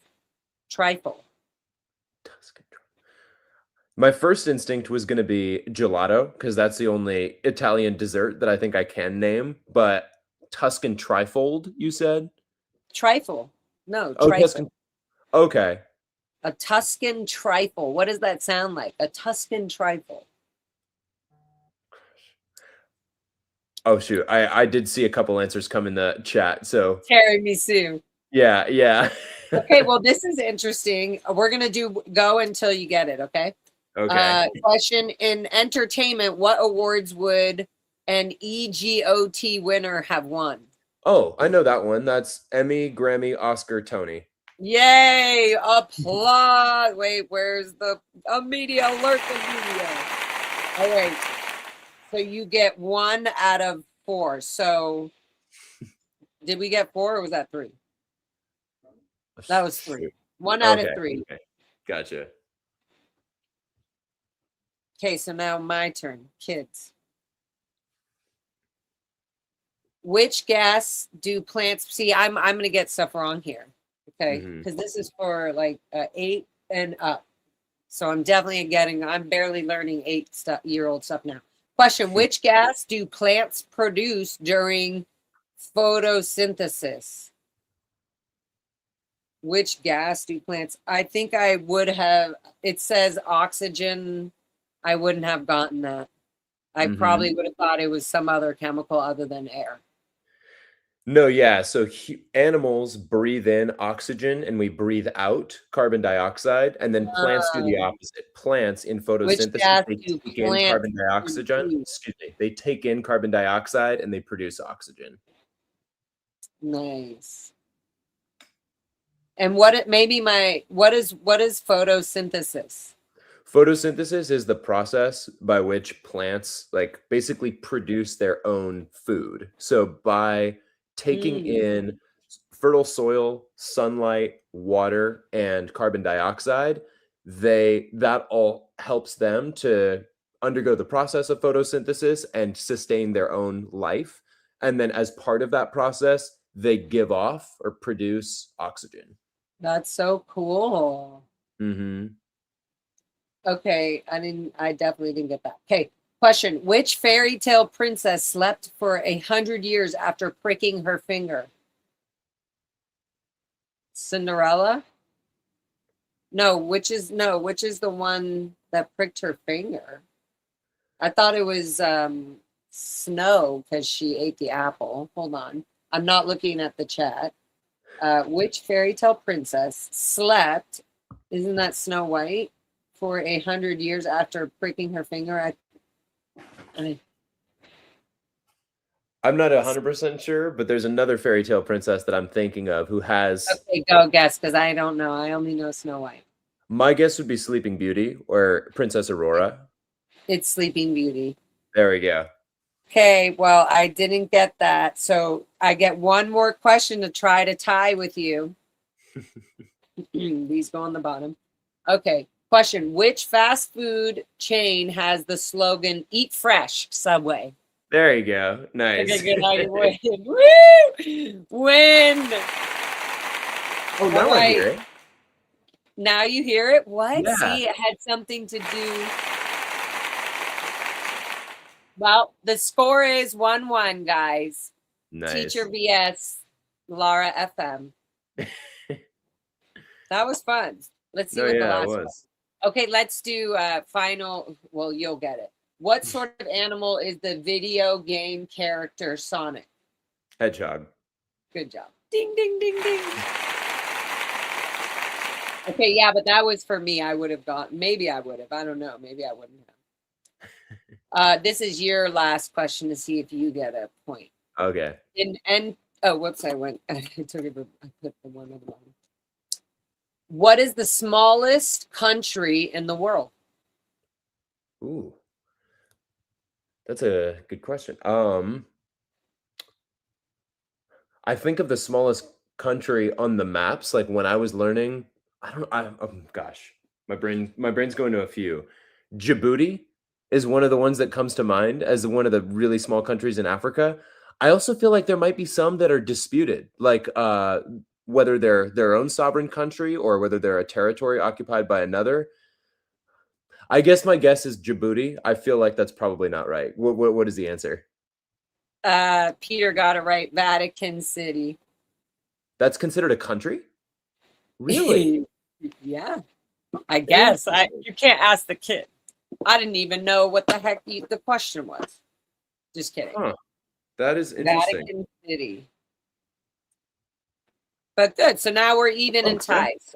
So you don't get a bonus. Okay. Fair enough. No, that's so Oh, interesting to me. I didn't realize that. Huh. I'm still confused. see, now we're learning. Learning and loving with Mr. Harkey. I'm also just I need to dive into that deeper, I feel like, because I looked it up, what is the smallest country in the world? And the answer that pops up on Google says smallest country in the world is Vatican City, followed by Monaco and Nauru. It covers an area of 0.49 square kilometers inside the city of Rome, Italy. I've never heard that before, that you can have a country inside of a city that's inside of another country. Like, that's new to me, but What I about isn't Hawaii or Panama City kind of owned by the US or whatever? Isn't that kind of like almost in a whole different area? I don't know. It kind of feels like the same thing ish. maybe similar concept potentially, I but don't know. We're gonna have to have visuals of the actual country so we can break this down. I feel like yeah. there's also like something else near some other land that's owned by the US. That's Puerto like Rico. all, yeah. Isn't it is it just Puerto Rico? Maybe it is. So there's U.S. territories that don't have full status as like U.S. states. So yeah, Puerto Rico is an example of, yeah, they're considered a U.S. territory. They don't have senators or like congressional representatives, but uh, they are citizens of Puerto Rico are considered U.S. citizens. So there's sometimes some kind of gray Puerto area that can Rico. complicate it somewhat, but no, I'm definitely interested to read a little bit more That's about that. interesting. Can I ask something that's kind of weird? Sure. Is Bad Bunny Bad Bunny's from Puerto Rico, right? Puerto Rico, Correct. that's why I did that, because I could see Mhm. him. Puerto Rico. Mhm. Um, No, yeah, that's right. but like, not to be weird or political, but like I feel like Trump very much disliked Bad Bunny or something at the Super Bowl, and he like made that very clear. But or was just like whatever it was. And then I'm like, but Puerto Rico is the United States. Like that's, and I couldn't imagine Puerto Rico not having culture and accents and like what do you mean? And so it's, yeah, I don't know. It was very confusing to me. No, that's all definitely accurate, and I think the person I'm meeting up with is going to be here in like 9 minutes, so I can't go for too Okay, we long. gotta But go. just to share a little bit, We're done after this. You're yeah, like, how deep can I get into this? basically, Bad Bunny has been vocally anti-ICE. So ICE, Immigration, Customs, and Enforcement, has been rounding people up, deporting them, and that's something that Bad Bunny has vocally opposed. And I would say that a majority of citizens of Puerto Rico have opposed that practice. So yes, that has definitely led our current president to speak badly about Bad Bunny. um, Now, there are other complicating factors in that the US, much of what is now considered the US was previously part of Mexico. So originally, when the US was settled in the 16th century, or actually, settlement started even before that, but in 1776, that was when the Declaration of Independence was written, and the 13 original colonies on what's now our East Coast became United States of America. After that, there were a series of land grabs that the US settlers engaged in to expand the United States of America further and further westward. So the Louisiana Purchase happened, and also the Mexican American War happened. So before the Mexican American War, California and Texas were largely part of Mexico. So there are big Spanish speaking communities in California, in Mexico, and in a lot of these southern US states, states that are now considered the US. And it's not just because people have crossed over the border and come from what is now considered Mexico.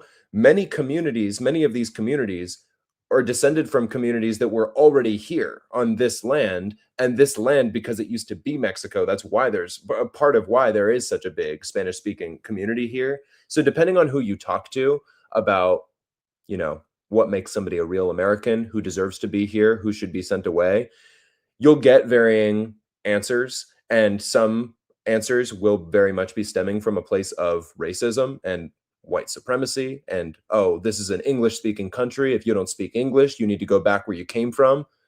But for some of these communities, going back where they came from, their communities have been here for hundreds of years. So I mean, I feel like I could go in multiple directions with that, but long story short, yeah, bringing back to what you were originally saying, yes, Bad Bunny is Puerto Rican. It Puerto made Ricans me are feel considered very U.S. sad. citizens. It made me Oh, feel yeah. sad. Like, what the hell is going on? Like, I'm a kind of person, like, if you have any kind of power, or even if you think you do, and you're like trying to uphold some kind of foundation or whatever it is you're doing, and you think you have some authority, it is so saddening to see that leader or that person thinking that they're going to be a leader ripping apart a very big part of their own body, of their own family, of their own blood. It's like, this is the blood of the US. Well, you're ripping apart, like, to me, it's like, for what? What the hell? I don't know. It made me sad. I was like, I felt like, I don't know, I'm an artist, I'm a musician, and I love being free. And there's so much control over the Super Bowl, just being in Hollywood and how they run everything and the camera, the idea of Hollywood. But like, there's so much like rehearsal and this and that. I just felt like it was very cool for bringing back that culture. And it was just like a big like slap, like no connection. Like it was just like, what the fuck? Like so much like love and food and ethnicity. There's so much shit that is greatness, so much goodness that has come out of all of the mess of America being built, and all of the kills and all of the thieves and the wars and the rapes and all of that. And so it just felt very sad. Like, why would you be so biased to not share like your brother, your sister, this is like, not, it would be like favoring one child over the other. Like, no, you look ugly, don't go in front, you know? It's like, wow, I don't know. It was sad. But anyways, that was interesting to me. But I can't wait to learn about like the maps in Puerto Rico and how big and who owns what and what used to not be and all that. I've never learned that. That would be fascinating. No, yeah. Once we get into studying for Sure social studies, yeah. we'll get to I'm learn sure there learn a will lot also more be there. some political views that get mixed into it. And it will be interesting to see like, oh, like, and I've already learned some stuff, but like I can't wait to learn the all the amendments and the content, like all that, like where it came from and what we should feel great about and about our rights and all that. Anyways, Heck yeah. okay, I love you. You gotta go. Thank you, Mr. Harkey. So Of happy you course. jumped in. Thank Yeah, you, me chat. You too. guys are amazing. Love you guys so much. See you tomorrow for my Sunday fun day update. Hang and chill. Q&A. Come hang, come see the kitties. Come share joy and love and magical sunshine. That's Love you great. guys so much. And Jacob, thank you. Mr. Harkey, thank you so much. Thank you, Peter, Of Kathy, course. everybody. Thank you. Super Pup. All my Auntie Angel babes, all my YouTube Auntie Angels. I love you. Mwah. See you mañana at probably around 10:10, maybe earlier for early garden watering, wake up fest. Who knows with the kittens? You're just going to have to stay tuned to the Lara FM TV, LFM TV. Happiness, joy, learning, and loving with you all. All right. Heck yeah. Ciao, ciao. Love ya. Thank you, Jacob. Bye.